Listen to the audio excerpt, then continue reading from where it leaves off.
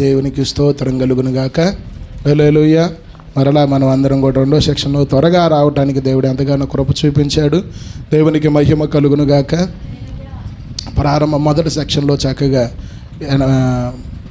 వెన్నెల దెబ్బ, అది వెండ దెబ్బ, మధ్యాహ్నం మందు పాడు చేయు రోగము, తర్వాత బాణము, వీటిని జయించాలంటే మనకు ప్రార్థనా జీవితం ఉండాలని మరి చక్కని సందేశాన్ని గారు అందించారు. మరి ఈ సమయంలో కొన్ని నిమిషాలు కూడా దేవుని వాక్యాన్ని విని ఆ తర్వాత మనందరి కోసం అయ్యగారు వ్యక్తిగతంగా ప్రార్థన చేస్తారు. ఆ తర్వాత చివరి ప్రార్థన చేసుకొని మనం అందరం సెలవు తీసుకుందాం ప్రార్థనాపూర్వకంగా. మరి ఈ సమయంలో అయ్యగారికి ఈ సమయాన్ని నేను ఇస్తూ ఉన్నాను.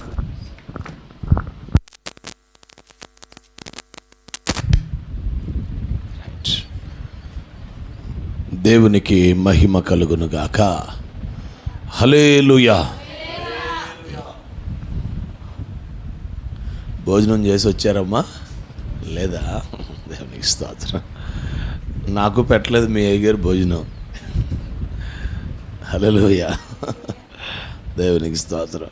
నేనే వద్దన్నాను భోజనం, సాయంత్రం తింటానులే అన్న. దేవునికి స్తోత్రం. చక్కగా మజ్జిగ బార్లీ తాగేశాను, బాటిల్ ఖాళీ చేసాను. దేవునికి స్తోత్రం. మంచిది. దేవుని వాక్యాన్ని కొద్ది నిమిషాలు ధ్యానం చేసి మనం సెలవు తీసుకుందాం. దేవుని సేవకులు తెలియపరిచినట్లుగా ఒక బలమైన ప్రార్థన జీవితం, ప్రార్థనే ఒక జీవితంగా మారితే ఖచ్చితంగా అపవాదిని, వాడి శోధనల్ని, కీడుని మనం జయిస్తాం. దేవునికి స్తోత్రం. హల్లెలూయా. ఎందుకంటే భూమి ఆకాశాలు గతించిన ఆయన మాట గతించదు. భూమి ఆకాశాలు గతించిన ఆయన లేఖనాలు గతించవు. మీరు శోధనలో ప్రవేశించకుండాన్నట్లు మెలకువగా ఉండి, అంటే ఆయన మాట అన్నాడు కాబట్టి అది మనం చేస్తే ఆయన మాట నెరవేరుస్తాడు. హల్లెలూయా. ఆయన తన వాగ్దానాన్ని, తన మాటని నెరవేర్చాలి అంటే మనం దాన్ని పాటించాలి. దేవునికి స్తోత్రం. కాబట్టి దేవుడు తన మాట విషయంలో తప్పిపోయే దేవుడు కాదు, ఖచ్చితంగా దాన్ని జరిగించే దేవుడు. హల్లెలూయా. మీరందరూ జాగ్రత్తగా ఈ మాట ఆలకించండి. ఈ ఒక్క మాట చెప్పి అప్పుడు నేను లేఖనంలోకి వెళ్తాను. ఉదయాన్నే మనం లెగుస్తాం, దేవుని సన్నిధిలో ప్రార్థన మొదలు పెడతాం. ప్రార్థన మొదలుపెట్టినప్పుడు స్తుతులతో ప్రారంభిస్తాం. మహోన్నతుడా, ఘనుడా, గొప్పవాడా, స్తోత్రమయ్యా, సర్వోన్నతుడా, సర్వాధికారి, ప్రేమస్వరూపి, యేసయ్యా, రక్షకుడా అని స్తుతులు చెల్లిస్తాం. ఎందుకంటే స్తుతుల మీద ఆయన ఆసీనుడయ్యుండే దేవుడు గనక స్తుతిస్తాం. ఆయన స్తుతి నొందదగిన వాడు, స్తుతులకు పాత్రుడు, ఆరాధనకు యోగ్యుడు. స్తుతించిన తర్వాత మనం ఆ స్తుతులతోనే వెంటనే ప్రభు సన్నిధిలో మనం చేయవలసింది ఏమిటంటే, మనలో ఏమన్నా అవిధేయతలు కానీ, మనలో ఏమన్నా దోషములు మనకు గుర్తొచ్చినా, జ్ఞాపకం వచ్చినా మనం దేవుణ్ణి క్షమించమని అడగాలి. అది శుద్ధీకరణ. హల్లెలూయా. అలా చేసుకున్నప్పుడు ప్రభు సన్నిధిలో మనం ఆత్మపూర్ణులమై, అంటే స్తుతి, కృతజ్ఞతాస్తుతి, శుద్ధీకరణ. స్తుతించాం, కృతజ్ఞతాస్తుతులు కూడా. నాకు రక్షణ ఇచ్చినందుకు వందనాలు, సంఘం ఇచ్చినందుకు, కుటుంబం ఇచ్చినందుకు, ఆరోగ్యం ఇచ్చినందుకు కృతజ్ఞతాస్తుతి. ఆ తర్వాత మన శుద్ధీకరణ. ఈ 4వ మెట్టు ఉదయకాలం చాలా ప్రాముఖ్యమైనది. ఏమిటంటే ఆ దినము గురించి మనం ప్రార్థన చేయాలి. ఆ డే, ఆ దినము. సాతానుడేమో ఒక చేవ్రాత రాశాడు, దేవుడేమో జగత్తు పునాది వేయబడుకునిపై దినముల గ్రంథంలో మన కోసం రాశాడు. ఇప్పుడు సాతాను చేవ్రాత తుడిచివేయబడాలి, అది జరగకూడదు. దేవుని ప్రణాళికే, దేవుని చిత్తమే మన జీవితంలో జరగాలి. అందుకు కీలకంగా స్తుతించిన తర్వాత, కృతజ్ఞతాస్తుతులు చెప్పిన తర్వాత, మనం పశ్చాత్తాపడేదన్న అవిధేయతలుంటే క్షమించమని ఒప్పుకున్న తర్వాత మనం చేయాల్సిన ప్రార్థన ఏమిటంటే, ఈ మాట నేను మీకు నేర్పించాలని జ్ఞాపకం చేస్తున్నాను. హల్లెలూయా. అదేమిటంటే, ప్రభువా, నా మీద ఈ దినం సాతాను ప్రణాళికలు, సాతాను ఆలోచనలన్నీ యేసు క్రీస్తు నామములో వాటిని కొట్టివేస్తున్నాం. నేనైతే ఇంగ్లీషు కొంచెం వచ్చు కాబట్టి ఇంగ్లీష్లో ప్రార్థన చేసుకుంటా. ఏమనంటే, యేసు క్రీస్తు నామములో క్యాన్సిల్ చేస్తున్నాను అంటాను నేను. క్యాన్సిల్ అంటే ఏంటి? కొట్టేయడం అన్నమాట. క్యాన్సిల్ అంటే మీ అందరికి తెలుసుగా. అమ్మో, కొన్ని మాటలు ఇంగ్లీష్ చదువు రాకపోయినా వచ్చేస్తాయి. హల్లెలూయా. నేనైతే అట్లా ప్రార్థన చేసుకుంటా, ప్రభువా ఈరోజు నా మీద ఉన్న సాతాను ప్రణాళిక, దయ్య ప్రణాళిక యేసుక్రీస్తు నామములో క్యాన్సిల్ చేస్తున్నానయ్యా అంటాను. వెంటనే ప్రభువా ఈ దినం దేవ నీ ప్రణాళికలో, నీ దినముల గ్రంథంలో, పుస్తకపు చుట్టలో నా గురించి నువ్వు ఏది రాసావో యేసుక్రీస్తు నామములో అది నెరవేరునుగాక. నేను పలికే ప్రతి మాటని విని దాని ప్రకారం మీరు చేసుకోవటం మొదలు పెట్టండి, మీరు కాపాడబడతారు. ఈ ప్రార్థనలోనే ఇంకో మాట, తండ్రి ఈరోజు దుష్టుడు యాక్సిడెంట్ కానీ, మరణం కానీ, తెగులు కానీ, రోగం కానీ, యాక్సిడెంట్ కానీ, మరణం కానీ, తెగులు కానీ, రోగం కానీ వాడు సంకల్పించుంటే యేసుక్రీస్తు నామములో దాన్ని క్యాన్సిల్ చేస్తున్నాను ప్రభువా. యాక్సిడెంట్ని క్యాన్సిల్ చేయాలి, మరణం, తెగులు, రోగం యేసుక్రీస్తు నామములో కొట్టివేస్తున్నాను అని ప్రార్థన చేసి, తండ్రి ఈరోజు పరిశుద్ధ జీవితం, ప్రార్థనా జీవితం, వాక్య ధ్యానం, దైవ భయం నాకు ఇచ్చినందుకు స్తోత్రాలు. నేను పొందుతున్నానయ్యా, పరిశుద్ధంగా ఈరోజు ఉంటున్నాను, పరిశుద్ధ జీవితం నాకు ఇచ్చిన దాన్ని మనం డిక్లేర్ చేయాలి, ప్రకటించాలి. మనమే విశ్వాసంతో పలకాలి, పరిశుద్ధ జీవితం, ప్రార్థనా జీవితం, వాక్య ధ్యానం నాకు ఇచ్చినందుకు స్తోత్రం అయ్యా అని ప్రార్థన చేశారు. ఇది ప్రతి దినము నేను సంవత్సరంగా తప్పిపోకుండా ప్రార్థన చేస్తున్నా. ఒక సంవత్సరం అంటే మన జూన్ నెల, పోయిన సంవత్సరం జూన్ నుంచి ఈ జూన్ వరకు. అంతకుముందు ప్రార్థన చేసుకునేవాడు. ఏ ప్రార్థన? ప్రభువా నన్ను కాపాడు, వాళ్ళని కాపాడు, వీళ్ళని కాపాడు, సేవలో వాడుకు నీకు 100 నెలలు ఆమెన్, నేను వెళ్ళొస్తాను ఆయన. ఇది మన ప్రార్థన. కానీ ఇప్పుడు ప్రత్యేకంగా గురి కలిగి యాక్సిడెంట్ యేసు నామములో క్యాన్సిల్ చేస్తున్నాం, మరణం, తెగులు, రోగం యేసు నామములో క్యాన్సిల్ చేస్తున్నాం. పరిశుద్ధ జీవితం, ప్రార్థనా జీవితం, వాక్య ధ్యానం, దైవ భయం, ప్రభువా ఈ దినమంతా నాతో ఉండాలి నాయన, నేను అలా జీవించాలి అని ప్రకటిస్తాను. వెంటనే నాకు ఇచ్చిన పరిచర్యలో ఉన్న పిల్లలు, సేవకులైన పిల్లలు, ప్రభువా పరిచర్యలో ఉన్న పిల్లలు నాయన, ఇదిగో పలానా తబిత, గ్లోరీ, ఏంజిల్ నాయన, ఇదిగో ఎబ్బేజీ, ఎనోష్ నాయన, ఇదిగో అభిషేక్, సంతోష్, ప్రభువా ఆడి పేరేంటయ్యా, సంతోష్, వెస్లీ, ప్రభువా వీళ్ళని కాపాడినాయన. ప్రభువా మధువర్ష నాయన, సరిత, మధు, జోష్న, ప్రభువా హవీల, వీళ్ళని కాపాడినాయన. వీళ్ళందరూ నా పిల్లలు, ఇప్పుడు సేవలో ఉన్నారు. వాళ్ళ పిల్లలు యేసుక్రీస్తు నామములో వారి మీద ఉన్నటువంటి సాతాను ప్రణాళిక, దెయ్య ప్రణాళిక క్యాన్సిల్ చేస్తున్నానయ్యా. ఇదే నా పని ప్రభువా. వారి మీద ఉన్న యాక్సిడెంట్, మరణం, తెగులు, రోగం యేసుక్రీస్తు నామములో కొట్టివేస్తున్నానయ్యా. పరిశుద్ధ జీవితం, ప్రార్థనా జీవితం, వాక్య ధ్యానం యేసుక్రీస్తు నామములో వారు పొందుకొనుగాక. మీకు ఎందుకు నేర్పిస్తున్నాను ఇది? మీరు మీ కుటుంబస్తుల పేర్లు పెట్టి చేయాలా? అమ్మా ఏనండి, ఆ గుండె పిల్లని వదిలేండి. అవి ఈ టైంలో చేయటం చాలా కష్టం. ఇంపార్టెంట్ మాటలు, ఎందుకంటే దాని విలువ నాకు తెలుసు. ఒక వ్యక్తి ప్రాణం చాలా విలువైంది. ఈ ప్రార్థన ప్రాణాలనే కాపాడుతుందండి, ప్రాణములను కాపాడుతుంది, జీవితాలని, కుటుంబాలని కాపాడేస్తుంది. ఇలా ఈ ప్రార్థన చాలా విలువైంది ఇది. హల్లెలూయా. పరిశుద్ధ జీవితం, ప్రార్థనా జీవితం, వాక్య ధ్యానం ఈరోజు మేము ఈ బిడ్డలు పొందునుగాక అంట. పుస్తకపు చుట్టలో, దినముల గ్రంథంలో నువ్వు రాసినదే ఈ పిల్లల జీవితంలో నెరవేరునుగాక అంట. ప్రభువా సుధీర్, దిలీప్, రిప్కమ్మ యేసుక్రీస్తు నామములో వారి మీద ఉన్న సాతాను ప్రణాళిక కొట్టివేస్తున్నానయ్యా.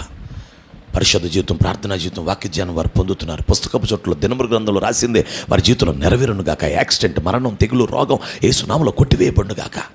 నేను ఈ వెంటనే చెప్తున్నానంటే కారణం ఏంటి చెప్పండి అమ్మా.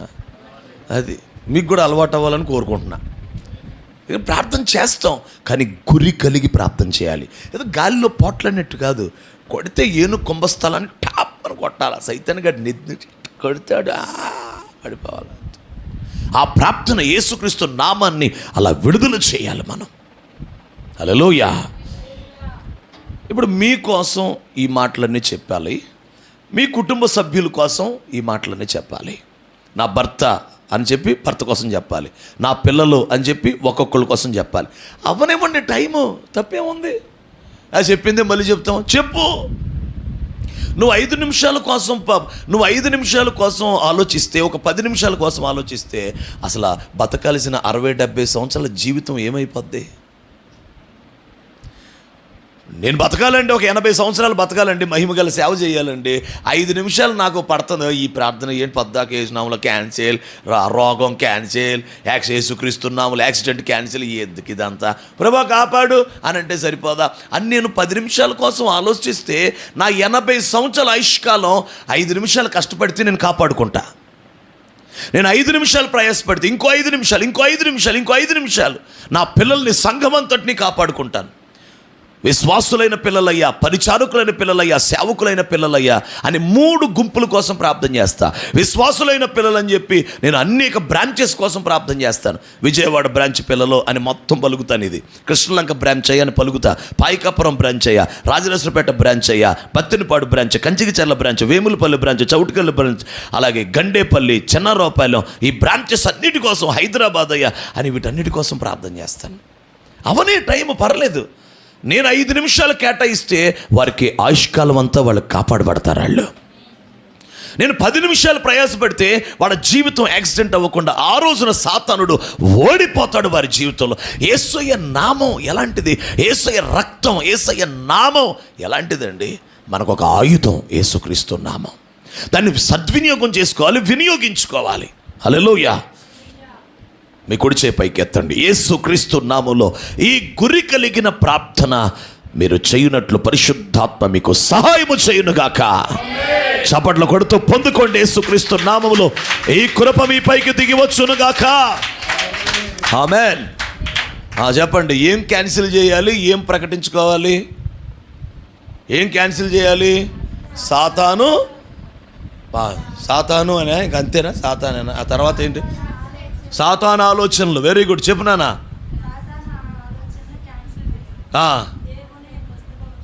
రాయబడిన దాన్ని మన జీవితంలో నెరవేర్చమని ప్రకటించాలి. ఆ తర్వాత ఇంకేం క్యాన్సిల్ చేయాలి?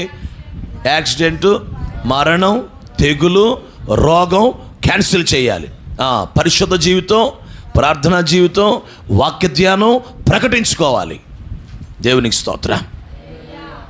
అమ్మయ్యా, మీ బ్రతుకులు ఆశీర్వదించబడి ఇక మీరు బ్రతికినంతకాలం దుష్టుడు మీ ఎదుట ఓడిపోయే ఓ ప్రార్థన మీకు నేర్పించేశా. వెళ్ళేటప్పుడు ఒక్కొక్కరు ₹1,00,000 పెట్టాలంటే ఇక్కడ తేలిగ్గా. దేవునికి స్తోత్రం. నేనేం ప్రకటిస్తున్నానో నాకు తెలుసు ప్రియులారా. నేను ఇంకా చాలా లోతుగా చెప్పగలను, వాక్యం చాలా చెప్పగలను, ఎన్నో ఉంటాయి ఇక్కడ ప్రసంగాలు. కానీ మీకు ఏది అవసరం అది ఇంపార్టెంట్. హల్లెలూయా. ఉదయం లేగితే పాస్టర్లతో మాట్లాడుతున్నాను వాక్యం, ఉదయం లేగిస్తే సంఘాలతో మాట్లాడుతున్నాను. ఎన్నో వర్తమానాలు ఉంటాయి, గొప్పలు తెప్పలు ఉంటాయి నా మైండ్లో. కానీ ఇక్కడికి ఏం అవసరం నాయనా? మీ జీవితాల్లో యాక్సిడెంట్ లేక జరగకూడదు, మీ జీవితంలో సాతానుడు ఓడిపోవాలి వాడు. అందుకే ప్రకటిస్తున్నాను. దేవునికి స్తోత్రం. దిగులు కానీ, విచారం కానీ, కృంగుదల కానీ, నేనేదో 4 చెప్పాను, మీ ఇష్టం. ఇంకా మీరు పలకండి. ఏమని? ప్రభా, ఇంట్లో గొడవ పెట్టే ఆ దురాత్మ కార్యం యేసునామములో క్యాన్సిల్ చేస్తున్నాం, గలిబిలి క్యాన్సిల్ చేస్తున్నాం, కలవరం క్యాన్సిల్ చేస్తున్నాం, భయం క్యాన్సిల్ చేస్తున్నాం చెప్పుకోవచ్చు మీరు. ఇంకా మీ ఇంట్లో ఏముందో నాకేం తెలుసు? నా ఇంట్లో ఉన్నది నాకు తెలుసు, మీ ఇంట్లో ఉన్నది మీకు తెలుసు. అరే, ఇంట్లో ఎప్పుడు గొడవేరా, దాన్ని క్యాన్సిల్ చేయి. ఉదయాన్నే లేచి యేసుక్రీస్తు నామములో దాన్ని క్యాన్సిల్ చేస్తూ కొట్టేస్తున్నాను. ప్రభువా, ఈరోజు గొడవ జరగకూడదు నాయన, నెమ్మది నా ఇంట్లో ఉండాలి ప్రకటించు. సమాధానం యేసు నామములో నా ఇంట్లో ఉండాలి అని ప్రకటించు. మనశ్శాంతి లేదయ్యా, యేసుక్రీస్తు నామములో మనశ్శాంతి లేనిది తొలగిపోవాలి, సమాధానం కలగాలి, శాంతి కలగాలి, ప్రకటించుకో. ఇంట్లో రూపాయి లేదయ్యా, జరుగుబాటు లేదయ్యా, యేసుక్రీస్తు నామములో ఈ దరిద్రతని కొట్టివేస్తున్నా, సమృద్ధి నాకు వచ్చునుగాక, సమృద్ధి వచ్చునుగాక, నేను కుటుంబం పోషించబడునుగాక. ఉదయం లెగిసి పలకండి, ప్రార్థన చేయండి. మీరు ప్రతి దినము నష్టాలతో, దుఃఖంతో, వేదనతో రోజంతా గడపాల్సిన అవసరం లేదు. దేవుడు కీడుని మేలుగా మార్చేస్తాడు. దేవుడు హల్లెలూయా. మారాని మధురంగా మార్చేస్తాడు దేవుడు. నీ దినము బాగు చేసుకొని నువ్వు కోరుకున్నట్టు నీ దినాన్ని నువ్వు రాసుకోవచ్చు. ఒక దినం నువ్వు ఎలా ఉండాలని ఆశపడుతున్నావో అది ప్రార్థనలో నువ్వు పలికితే ఆ ప్రకారమే దేవుడు దాన్ని జరిగిస్తాడు. ఎందుకు? ప్రార్థన చేయించేవాడు దేవుడే కాబట్టి నీ చేత ఏం చేయిస్తాడు? ఆయన రాసిందే చేయిస్తాడు. ఆమేన్, హల్లెలూయా. నువ్వు కోరుకుంటావు నెమ్మది, పరిశుద్ధత, ఆశీర్వాదం, ఆరోగ్యం. అదే దేవుడు రాశాడు, అదే పరిశుద్ధాత్మ నీలోంచి పలికిస్తున్నాడు. నువ్వు దాన్నే ప్రార్థన చేస్తావు, ఆ రోజంతా నువ్వు అదే జరిగిద్ది. అప్పుడు సాతానుగాడు ఆశ్చర్యపోయి నివ్వెరిపోయాడు, నెత్తి గొక్కుంటూ ఉంటాడు. నేను ఒక మాట చెప్పనా, సాతానుని మనము లయపరచలేం, సాతానుని మనం చంపలేం, సాతానుని మనం చూడండి, అపవాదిని, దురాత్మని మనం నాశనం చెయ్యలేం. ఎందుకంటే ఆడిని నాశనం చేసే రోజు ఒకటి దేవుడు నిర్ణయించాడు.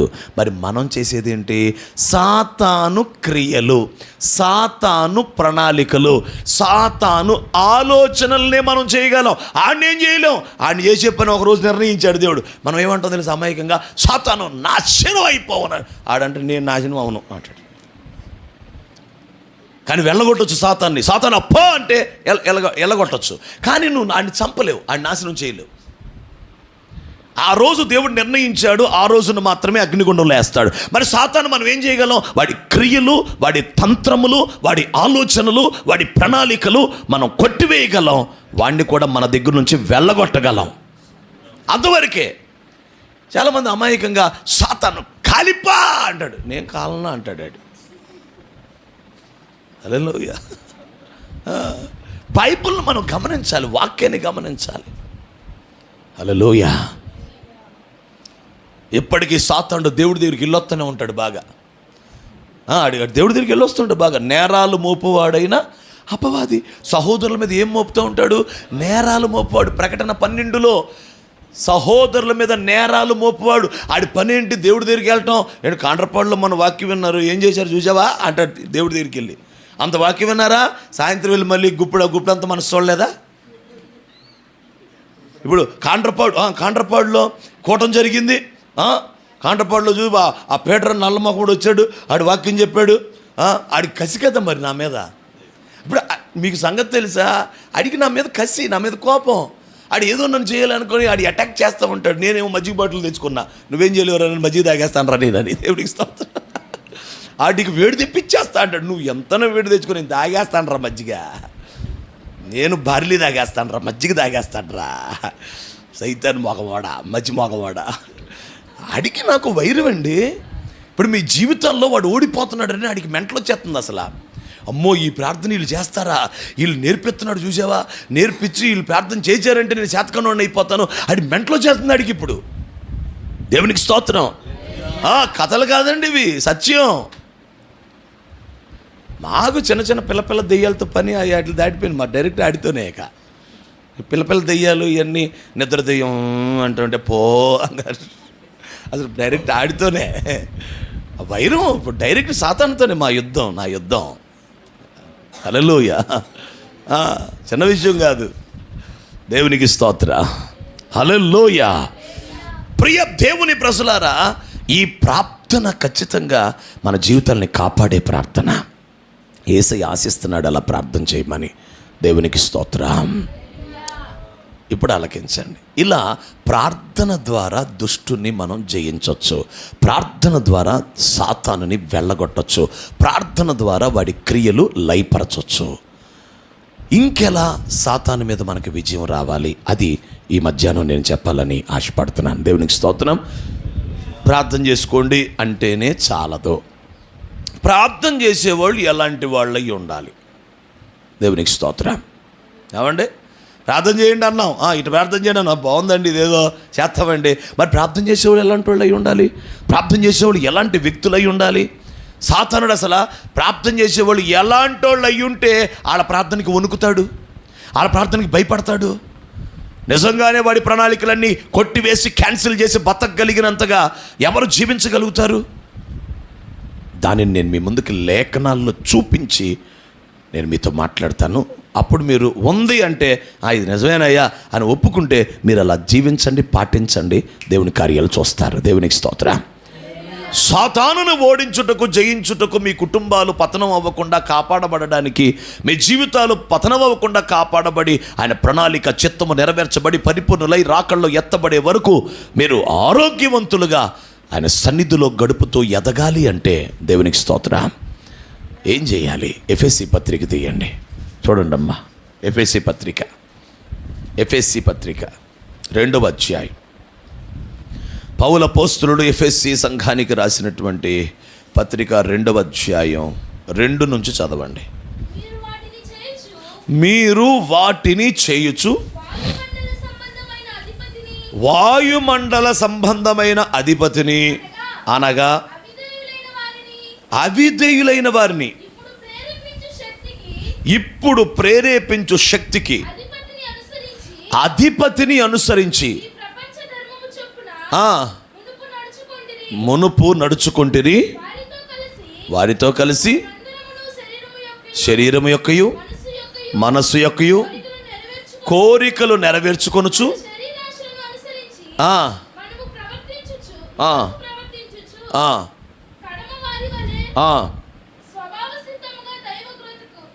దైవోగ్రతకు చాలు. అందరు ఈ మాట చెప్పండి. అందరూ వాయుమండల సంబంధమైన అనండి అధిపతి. వాయువు అంటే ఏమిటండి? వాయువు అంటే ఏమిటండి? ఇప్పుడు గాలికి ఒక అధిపతి ఉన్నాడంట. అదే గాలోడు అంటారు చూసారా? వాళ్ళు గాలి పెట్టిందిరా, వీళ్ళు గాలోడరా అంటారు చూసారా? అలాగే ఇప్పుడు సాతానుడు ఎవరంటే వాయువు, గాలికి అధిపతి అంట. వాయుమండల సంబంధమైన అధిపతిని వాడు ఏం చేస్తాడని తెలుసా? ఇప్పుడు అవిధేయులైన వారిని ప్రేరేపించు శక్తికి అధిపతి. ఇప్పుడు అవిధేయులైన వారిని అనండి అందరూ. ప్రేరేపించు శక్తికి అధిపతి. ఇప్పుడు నేను అడిగే ప్రశ్నలకు జవాబు చెప్పండి.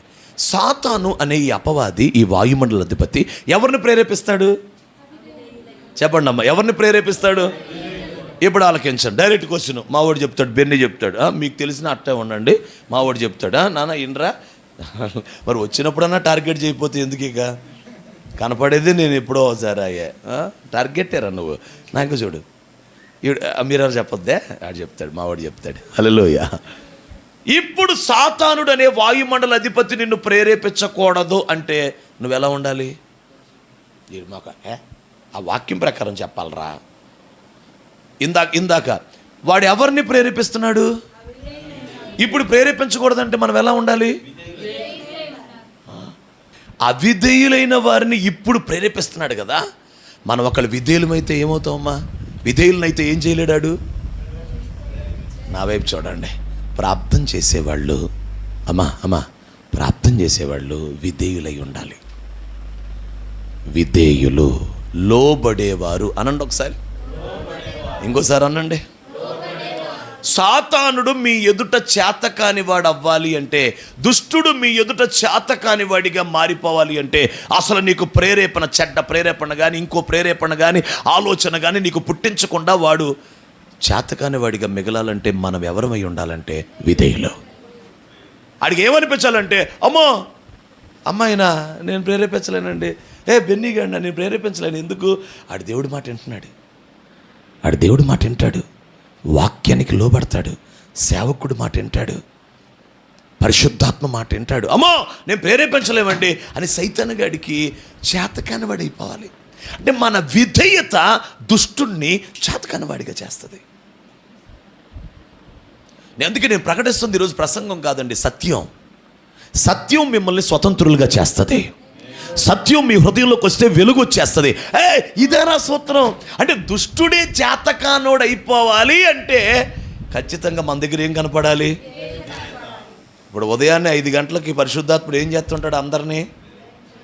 అప్పుడు కనుక దుప్పటితోని పడుకుంటే మా బెన్నిగాళ్ళలాగా ఉదయాన్నే వస్తాడు.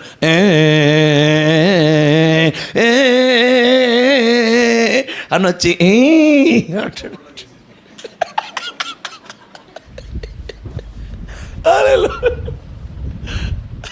దేవునికి స్తోత్రం. లోబడాలా, తెల్లవారుజాము లేపినప్పుడు లోబడాలా, విధేయులు. ఇప్పుడు ఏదైనా చిన్న గొడవ అవుతుందండి, దేవుడు ఆత్మ అంటాడు నువ్వేమనబాకు అనిపిస్తుంది మనసుకి. అది నీకు అనిపించట్లా, పరిశుద్ధాత్మ అంటున్నాడు నువ్వేమనబా సైలెంట్గా ఉండు అంటాడు. దానికి లోబడ్డావా సాతానుడు ఓడిపోతాడు అక్కడ.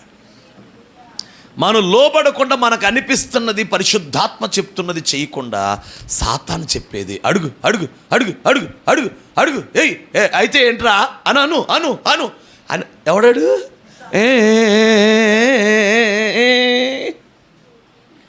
దేవుడికి స్తోత్రం. వింటారా? హల్లెలూయా. అంటే పాము సాతాను కాదు, దేవుడే సృష్టించాడు పావుని. పావుని ఎవరు సృష్టించారు? దేవుడు సృష్టించాడు. పందిని ఎవరు సృష్టించారు? దేవుడే సృష్టించాడు. అవేవి సాతానులు కాదు కాదు కాదు. సాతాను అనే ఒక దూత. సాతాను ఎవరు? అపవాది, ఒక దూత. వాడు వెలుగు, వాడు చీకటి అయ్యాడు. ఎందుకు? దేవుని మీద తిరుగుబాటు చేశాడు. ఇప్పుడు ఆ చీకటి వచ్చి దేనిలో దూరాడు? పాములో దూరాడు. అందుకు పావునే సాతాను అంటారు, కానీ పాము సాతాను కాదు. తప్పది, అలా అనకూడదు. పావునే ఆహారంగా తినే దేశాలు ఉన్నాయి, పందినే ఆహారంగా తినే దేశాలు ఉన్నాయి. వాళ్ళకి అదే ఆహారం. పందులను పెంచుకొని తింటారు చక్కగా వాళ్ళు.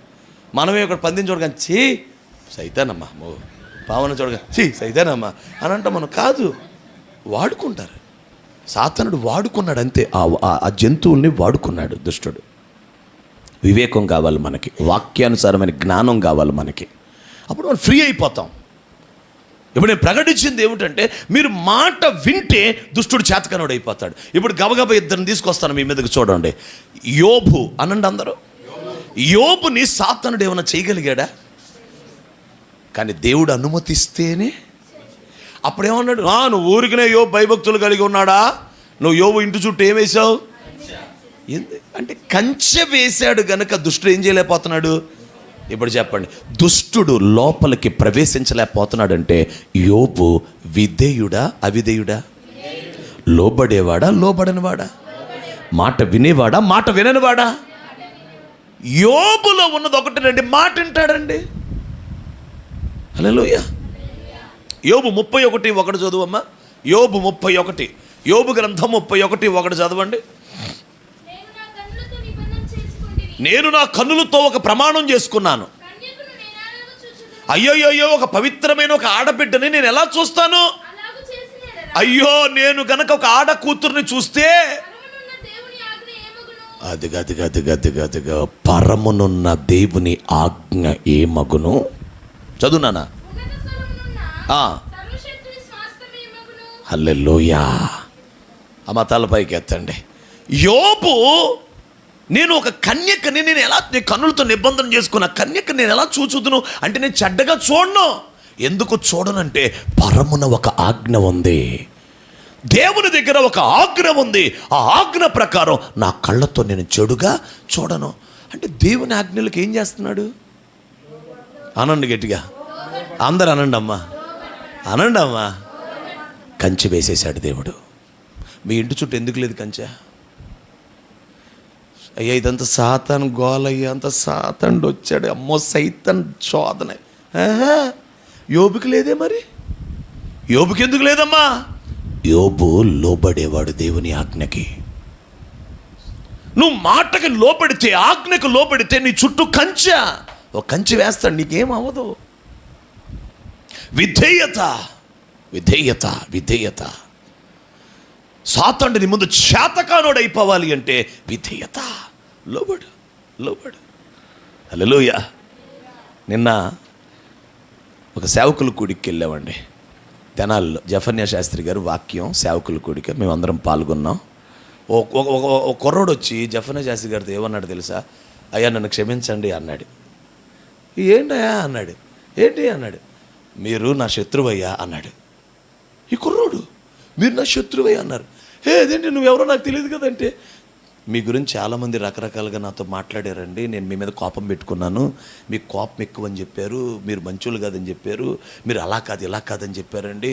కానీ ఈరోజు నేను మిమ్మల్ని చూశానండి, నీ వాక్యం విన్నాను, ప్రసంగం విన్నాడు, చూశాడు. ఆ తర్వాత వచ్చి క్షమించమని అడిగాడు.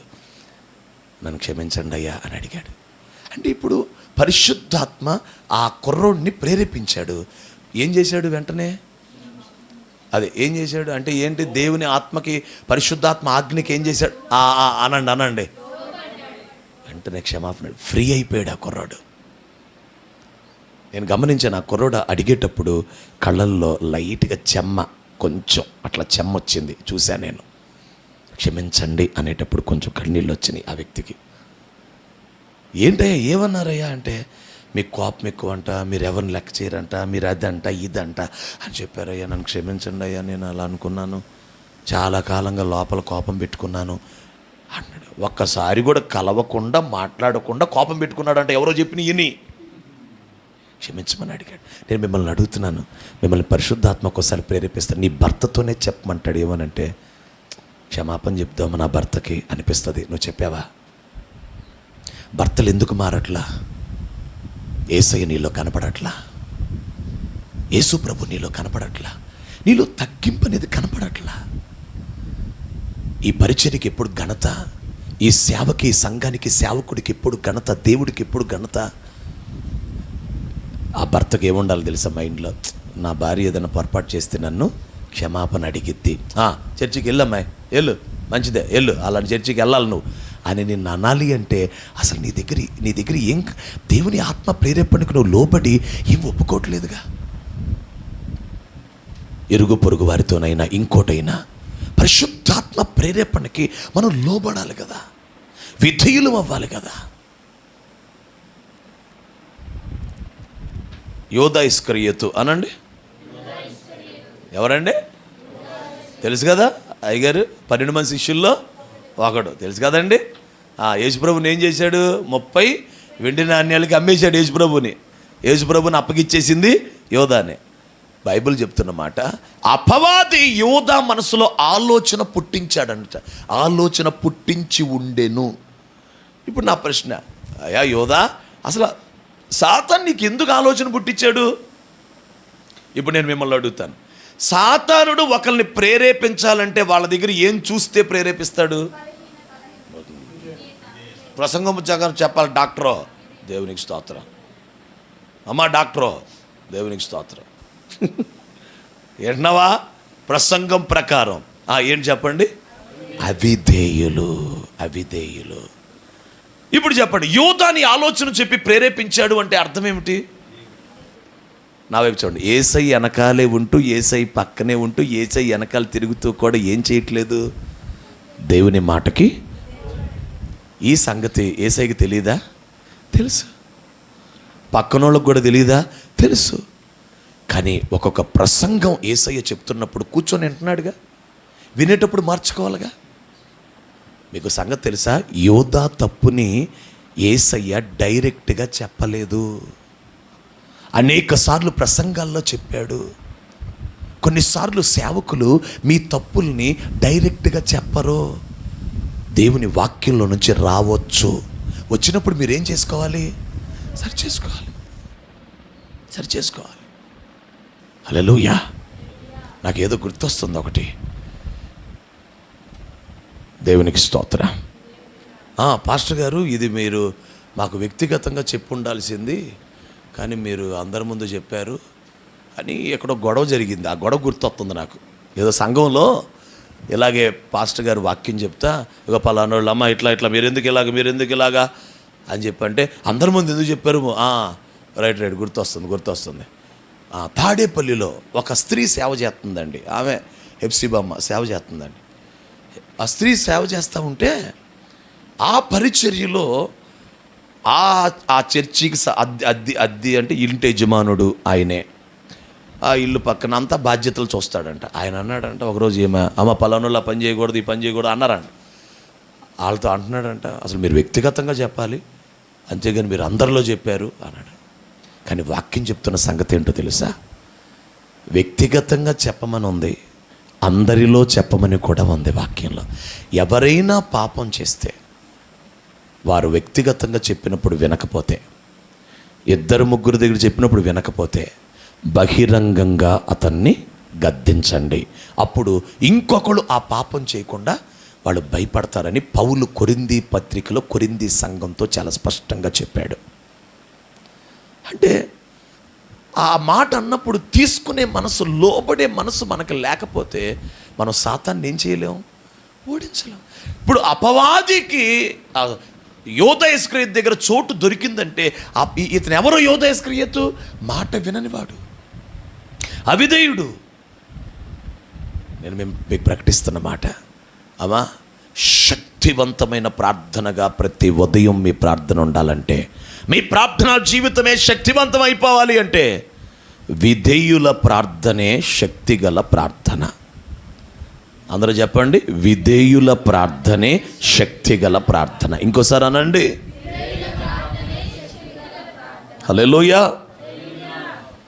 మరి మనం లోబడితే సాతానుడు ఓడిపోతాడా? ఇదిగో ప్రేరేపించేవాడు ఏం చేస్తాడో తెలుసా? ప్రేరేపించడం మానేస్తాడు. ఇప్పుడు ప్రశ్న, అసలు సాతానుడు ఏం ప్రేరేపిస్తాడు? చూడండి అక్కడ 2వ అధ్యాయం, ఎఫెసీ పత్రిక 2వ అధ్యాయం 3వ వచనం నేను చదువుతాను. వారితో కలిసి మనమందరమును శరీరము యొక్కయు మనస్సు యొక్కయు కోరికలు నెరవేర్చుకొనుచు మన శరీరాశలను అనుసరించి మునుపు ప్రవర్తించుచు దైవోగ్రతకు పాత్రులమయ్యాము. తలపైకెత్తండి అందరు ఈ మాట చెప్పండి, శరీరము యొక్కయు మనస్సు యొక్కయు అనండి. అన్నారా? ఎఫెసీ పత్రికలో ఉన్నారు కదా, దానికి ముందు పత్రిక గలతీ పత్రిక 5వ అధ్యాయం, గలతీ పత్రిక 5వ అధ్యాయం 19 చూడండి. గలతీ పత్రిక 5 అంటే సాతానుడు ప్రేరేపించే శరీర కార్యాలు స్పష్టమై ఉన్నవి. ఎవరిని? అవిధేయుల్ని. అవిధేయులను ప్రేరేపించే శరీర కార్యాలు స్పష్టమై ఉన్నవి. అవి ఏంటమ్మా? వాయా వరసలు లేకుండా జరిగే పాపం, అన్న చెల్లి అక్క తమ్ముడు వదిన అత్త బావ మామయ్య అని కూడా జరిగే పాపాలు, వ్యభిచారాలు, జారత్వం అంటారు దాన్ని. తర్వాత అపవిత్రత అంటే ఏమిటి? శరీరాన్ని అపవిత్రపరచుకోవటం, ఒళ్ళు కనపడేటట్టు బట్టలు వేసుకోవటం, రకరకాలు చేయడం, అపవిత్రమైనటువంటి పనులు చేసుకోవటం అపవిత్రత. తిండిలో అపవిత్రత, శరీరం మీద అపవిత్రత, మనసులో అపవిత్రత అంటే వాళ్ళకి ఇష్టం బాగా, అది శరీర క్రియలు. కామం, కామం ఎప్పుడు కామాతురత, ఇంకా నేను వివరించను. తర్వాత విగ్రహారాధన అంటే ఇదేదో విగ్రహారాధన అంటే మన సహోదరులు చేసే విగ్రహారాధన కాదండి. నువ్వు దేన్ని ఎక్కువ ప్రేమిస్తావో అది విగ్రహారాధన. ఇక్కడ విగ్రహారాధన అంటే బయట జరిగే విగ్రహ పూజలు కాదండి. మన వాళ్ళకి తెలియదు చాలామందికి. ధనాన్ని ప్రేమించారనుకో బాగా, విగ్రహారాధనే. ఇప్పుడు నేను నా జుట్టును ప్రేమించాను అనుకో బాగా, విగ్రహారాధనే. నా బతుకులో ఎక్కువ ప్రేమించింది నా జుట్టునే ప్రేమించి, అందుకే మొత్తం పోయి ఇప్పుడు మొత్తం పెంచి అయ్యగారు కొంచెం దేవుడికి స్తోత్రం ఎట్టగొట్ట కొంచెం కవర్ చేస్తున్నాను. ఇది తీసానంటే మొత్తం ఇక్కడికి ఉంటుంది, ఈ ఎదర లాగుతున్నా కావాలని స్టైల్గా ఇక్కడికి లాగుతున్నా. మొత్తం జుట్టు ఊడిపోయి ఇప్పుడు ముసలింటికలు వస్తున్నాయి, కొంచెం మొత్తం పోతుంది. ఇక మనం ఏది ప్రేమిస్తాం అది నాశనం అయిపోద్ది. నిజం. మనం దేన్ని ఎక్కువ ప్రేమిస్తాం? భర్తను ప్రేమించిన, భార్యను ప్రేమించిన, పిల్లలను ప్రేమించిన, మన ఒంటిని ప్రేమించిన, మన జుట్టుని ప్రేమించిన, నువ్వు ఏది ఇష్టంగా ఇష్టపడతావో అది విగ్రహారాధన. అది మనకు విగ్రహం అయిపోద్ది. ఆ విగ్రహారాధన కూడా ప్రేరేపించేది ఎవరంటే సాతానుడే. ఎవరిని అంటే అవిధేయుల్ని. ఏమంటే మనం ఎందుకు అవిధేయులుగా ఉండాలి? చెడ్డ జారత్వం ప్రేరేపణ మనకి ఎందుకండి? వ్యభిచార ప్రేరేపణ ఎందుకు? ఈ అపవిత్రత ఎందుకు? ఈ కామకత్వం ఎందుకు? ఆడు ప్రేరేపిస్తాడు అనవసరంగా. తర్వాత చదువునానా, అభిచారము అంటే మన సొంత చిత్తము. తర్వాత ఇక మీకు తెలుసుగా, ఇది ద్వేషం, రైటు. అది ఈ కూడా సైతాన్ని ప్రేరేపిస్తాడు. ఈ శరీర కార్యాలు ఇవి ప్రేరేపిస్తాడు. ఎవరిని? అవిధేయులని. శరీరము యొక్కయు మనస్సు యొక్కయు కోరికలు నెరవేర్చుకోవటానికి ప్రేరేపిస్తాడు. ప్రేరేపించి ఉగ్రత పాలు చేస్తాడు. దైవోగ్రతకి కారణం ఏంటో చేస్తాడు. ఎందుకు? ఆడు ఉగ్రతలో ఉన్నాడు కాబట్టి మనల్ని కూడా ఆడి లెక్కలో చేర్చుకోవాలి. ఉగ్రతలో నాకు దొరకని ఆ ఆశీర్వాదం వీళ్ళకి ఎందుకు దొరకాలరా? నేను శాపంలో ఉన్నాను, నాకు ఈ శాపంలోకి వీళ్ళని లాగేద్దాం అనుకుంటాడు దుష్టుడు. ఏం చదివావు నాన్న? ద్వేషము, కలహము, తర్వాత మత్సరం అంటే ఏంటి తెలుసా? ప్రైజ్లాడ్ అంటారు. లోపల పనికి మళ్ళింది అని తిట్టుకుంటారు. బయటికి ప్రైజ్లాడ్ అండి అంటది, కానీ లోపలేమో దున్నపోతూ తింటది బాగా, పనికి మాలింది అని లోపల అనుకుంటా ఉంటుంది. ఇది మత్సరం, లోపల మత్సరం. బయటికి కనపడరు, నవ్వుతుంటారు, మంచుకుంటారు. తర్వాత క్రోధం అంటే ఏంటో తెలుసా? ఇక క్రోధం అంటే ఏంటి అనుకుంటున్నారు? కుక్కరిసినట్టు అరవటమే. ఇక కుక్క మీద పడి రక్కి సంపేత్తది, లాగేస్తుంది. క్రోధం అని కుక్క అంట చూడు. కుక్క ఒకసారి క్రోధం అంట అంటే జంతువులాగా మారిపోవటం అనమాట. క్రోధం అంటే మనిషి కోపం వేరండి, క్రోధం చాలా భయంకరం. ఇప్పుడు బెన్నీ గారు నేను ఏడ్రా క్రాప్ సరిగ్గా చేసుకో ఏడ్రా, అది కోపం. అంతేకాని రాయ్ రా,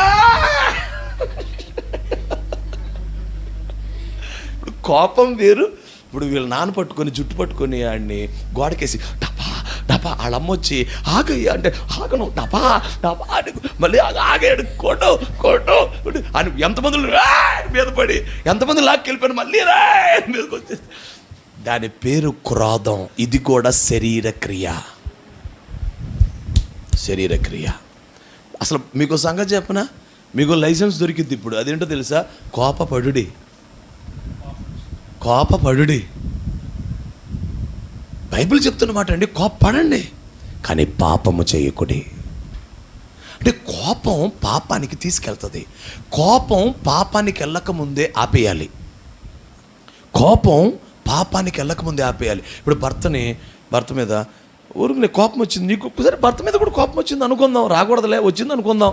వచ్చినప్పుడు ఏంటయ్యా అన్నావు, అంతేగాని ఏంటయ్యా అన్న తర్వాత పనికి మాలినోడా మా ఇంటికి ఫోన్ చేస్తాను ఉండరా, రే నువ్వు నీ బతికేంటో తేలుతాను ఉండరా, మా నాన్నతో చెప్తాను ఉండరా, అసలు ఈ ఫోన్ ఏంట్రా రాదు, అసలు పనికి మాలినోడు నానా ఇక్కడ చూడు, పనికి మాలినోడు నన్ను కొడుతున్నాడు నానా, నువ్వు ఎప్పుడు వస్తావు రా నానా ఈయన్ని నేను ఇక్కడే కూర్చుంటాను నాన్న. అసలు అమ్మాయి మా నాన్న వచ్చేటప్పుడు లేట్ అవుతుంది కానీ 100 కొట్టవే పోను, 100. ఏమండి పనికి మాలి నా భర్త కొడుతున్నాడండి నన్ను, రాయ పోలీసు చూడ రాయ.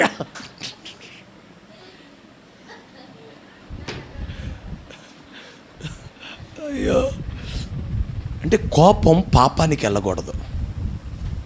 కోపం సూర్యుడు అస్తమించే వరకు ఉండకూడదు. సూర్యుడు అస్తమించేలోపే కోపం పోవాలి, కోపం తగ్గిపోవాలి. కోపం హల్లెలూయా. ఇంకో మాట చెప్పనా, ఆ భయంకరమైన కోపం ఏంటో తెలుసా? శాపం. అదొక శాపం. అది తాతల తండ్రుల నుంచి మన తాతలు ఎవడో పిచ్చి కోపంగా బతుకుంటాడు, ఆడి శాపం మనకి వచ్చింది. ముద్దుల తాత అనండి పర్లేదు, ముద్దుల తాత అనండి. ముద్దుల తాత ఏం చేశాడు తెలుసా? బుద్ధులు జబ్బులు ఇచ్చెళ్ళాడు. ముద్దుల తాతలు ఏమి చేశారు తెలుసా? బుద్ధులు ఇచ్చారు. బుద్ధులు జబ్బులు. మా తాతకు ఉండేదంట షుగరు, మనకు వస్తుంది. మా తాతకు టీబీ అంట, మనకు వస్తుంది. మా తాతకు గుండెపోటు అంట, మనకు వస్తుంది. మా తాత అంట 2 భార్యలు అంట, ఈడికి వస్తుంది. మా తాత అంట రోడ్డు మీద ఏ అమ్మాయిని వదిలేవాడు కాదంట, అది ఈడికి వస్తుంది. మా తాత అంట బుద్ధులు జబ్బులండి, బుద్ధులు జబ్బులు. అదొక అద్భుతమైనటువంటి వాక్యం. అసలు దాని నుంచి కూడా మీరు విడిపించబడాలి. ఇంకెప్పుడైనా వచ్చినప్పుడు చెప్తాను నేను ఆ మాట. దానికోసం సిద్ధం అవ్వండి. చాలా మన జీవితంలో మనం దేవుని పిల్లలమండి, కానీ ఈ అవిధేయత వలన సాతానుడు ప్రేరేపించి ఈ తాతల తండ్రుల పాపాలు మనలో ఉండి దేవుడి కోసం బ్రతకడానికి ఎంత ఆశ ఉన్నా బ్రతకలేకపోతున్నాం. ఎప్పుడైతే వీటన్నిటి నుంచి విడిపించబడతామో వాక్యానుసారంగా మనం కూడా బ్రతకగలం. చప్పట్లు కొడుతూ దేవుని మహిమ చెల్లిద్దాం. హల్లెలూయా.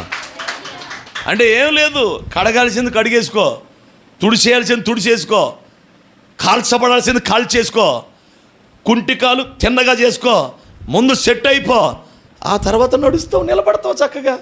ముందు ఇవన్నీ జరగకుండా నేను వాక్యం ప్రకారం ఉండలేకపోతున్నా, చేయలేకపోతున్నా. అవును, ముందు నువ్వు క్లియర్ చేసుకోవాలి కదా.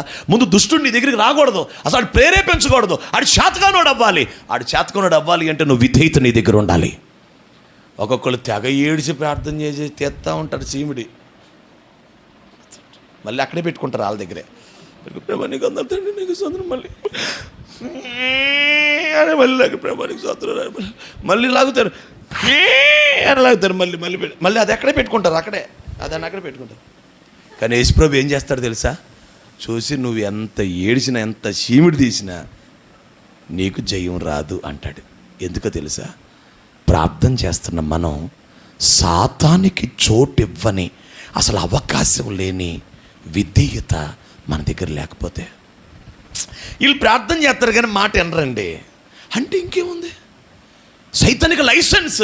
అసలు దేవుడు అక్కడే కూర్చుంటాడు, పాస్టర్ గారు వాళ్ళు ఉంటారు, సంఘం అట్లే ఉంటుంది, నీ భక్తి ఉంటుంది, కానీ దుష్టుడు వచ్చి హ్యాపీగా ఇక నీకు చేయాల్సింది మొత్తం చేస్తూ ఉంటాడు. ఎందుకు?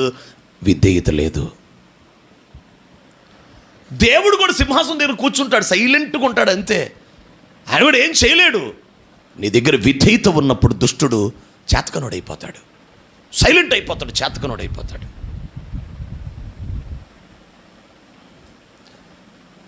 ఓ 1000 మందికో 2000 మందికో చెప్పాల్సిన ప్రసంగం, లేకపోతే ఒక ఆలోచన, మంచి ఆలోచన ఈ 10 మందికి ఎందుకు చెప్తున్నావు? పరిశుద్ధాత్మ ఎందుకు మాట్లాడుతున్నాడు? నాకు వెళ్ళేటప్పుడు ఒక 10,000 ఇస్తాడుగా, 10,000 ఇస్తావుగా కానుక. తెలీదా నా రేటు నీకు? 10,000. ఒక ప్రసంగం పొద్దుంది 5,000, ఇప్పుడుదే 5,000. 10,000 రెడీ చేయి, ఈలోపు చేసుకొని ఉంచుకో. అవునా? మాట్లాడరేంటి? వీళ్ళు కూడా నమ్ముతున్నా అవునా అన్నట్టు చూస్తున్నారండి. ఇంకా దేవునికి స్తోత్రం చెప్పండి. హల్లెలూయా. మరేంటమ్మా, మరి ఎందుకమ్మా, ఎందుకు ఎందుకు నాకు ఈ ప్రయాస? ఎందుకు నాకెందుకు ఈ భారం? ఎందుకు? ఒకవేళ నేను ప్రయాసపడదామన్నా నేను ప్రయాసపడగలనా? ఇప్పుడు మధ్యాహ్నం మంచి నిద్ర టైం అయినా నిద్ర రానివ్వట్లా దేవుడు ఎవరికి. ఏంటి మెలుకు కలిగి అర్థమయ్యేటట్టు ఎందుకు చేస్తున్నాడు? మాట్లాడుతుంది మనిషి కాదు, దేవుని ఆత్మ. మీకు గ్రహింపవ్వాలి.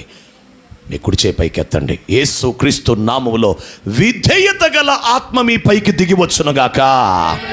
విధేయులుగా మారిపోదురుగాక. చప్పట్లు కొడుతూ మహిమ చెల్లించండి. ఆమేన్, ఆమేన్, హల్లెలూయా. ఇప్పుడు వాక్యం చదవండి. యాకోబు పత్రిక 4వ అధ్యాయం. యాకోబు పత్రిక 4వ అధ్యాయం 7వ వచనం. యాకోబు పత్రిక 4వ అధ్యాయం 7వ వచనం చదువమ్మా.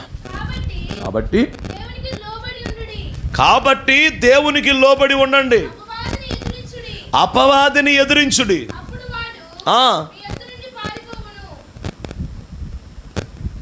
నీ ఒక్క బైబిల్లోనే ఉందమ్మా? అందరి బైబిల్లో ఉంటుందా అదే? అపవాది పారిపోవును అనండి.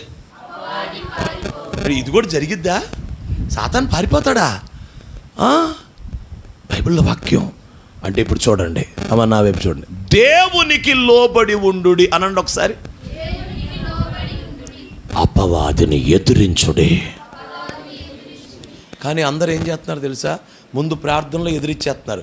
సాతానా యేసు నామములో నీ క్రియలు లైవ్ అయిపోవాలి, నీ క్రియలు లైవ్ అయిపోవాలి, సాతానా పా అని అరుతున్నారు. కానీ ముందు చేయట్లా. ఏంటిది అంటే ఎవరు ప్రార్థన చేయాలి?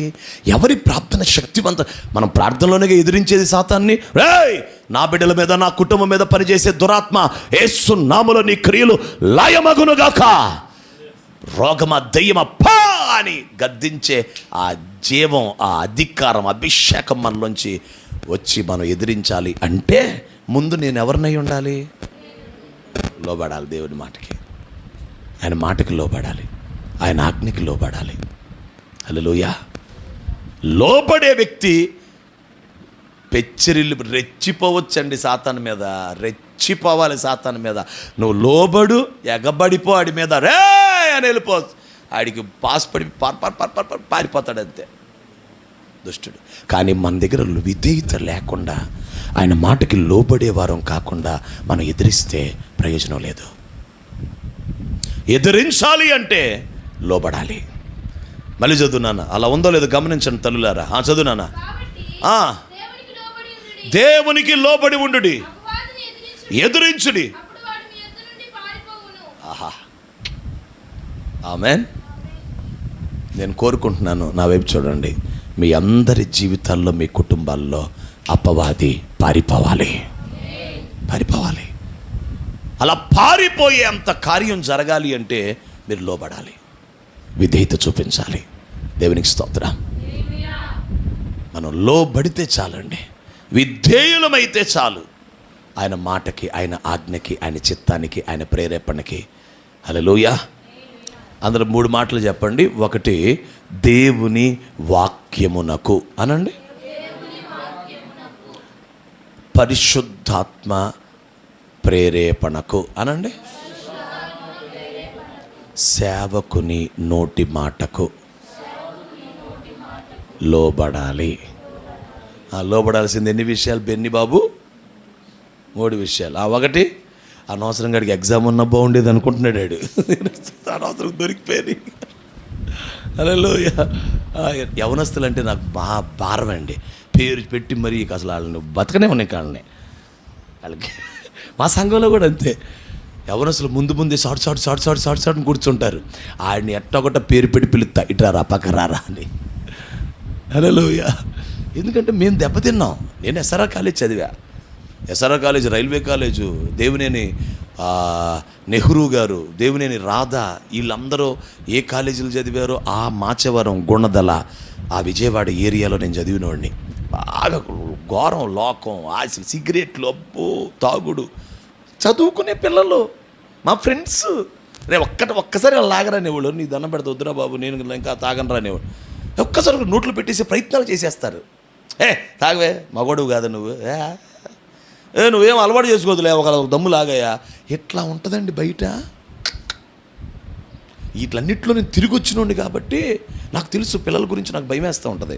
యవనస్తులను చూస్తే, పిల్లలను చూస్తే, అమ్మో వీళ్ళు ఏమైపోతున్నారు. తల్లిదండ్రులుగా మీ ముందు ఉండేది వేరండి. కాలేజీకి వెళ్తే అసలు మనకి మనం ఊహించని ప్రపంచం అక్కడ ఉంటుంది. మనం ఊహించం అసలు ఆ ప్రపంచాన్ని. ఇంక ఈ రోజుల పరిస్థితి ఏంటో తెలుసా? పాత రోజుల్లో, మా రోజుల్లో అయితే ఆడపిల్ల వెనకాల మేము వెళ్ళేవాళ్ళం. కానీ ఇప్పుడు ఏంటో తెలుసా? ఆడపిల్లే మగవాళ్ళ వెనకాల వచ్చేస్తున్నారు. మారిపోయింది పరిస్థితి. టీ కొట్లలో ఆడపిల్ల మగపిల్ల కలిసి టీలు సిగరెట్లు తాగుతున్నారండి. అంతకుముందు టీ కొట్లో కనపడేది ఎవరు? మగపిల్లే. ఇప్పుడు ఆడపిల్ల మగపిల్ల కలిసి టీ తాగుతా, సిగరెట్లు తాగుతాయి. ఏంట్రాడు అంట. ఏ అమ్మాయి ఎవరిని ఒకటి ఏంట్రాడు వచ్చాడా అంటుంది ఆడపిల్ల. పూర్తిగా సమాజం చెడిపోయింది. అనగా లోతు దినాలు, నోవాహు దినాల్లాగా చెడిపోయింది ఈ కాలం. ఉంచే అక్కడ కింద ఉంచే, సరిగ్గా పెట్టు. మొత్తం పాడైపోయిందండి ప్రపంచం. ఇలాంటి టైంలో మన యవనస్తులు మనం కాపాడుకోవాలి. హల్లెలూయా. ఒకటి, దేవుని వాక్యానికి లోబడాలి. చెప్పండి, దేనికమ్మా? రెండు, కనపడని పరిశుద్ధాత్మ ప్రేరేపణకి లోబడాలి. ఆత్మదేవుడు బోధిస్తూ ఉంటాడు, చెప్తూ ఉంటాడు. హల్లెలూయా. ఏమండి, పరిశుద్ధాత్మను ప్రేరేపిస్తాడు, ఆలోచనిస్తాడు, నడిపిస్తాడు, ఏమండి ఆవేశపరుస్తాడు. హల్లెలూయా.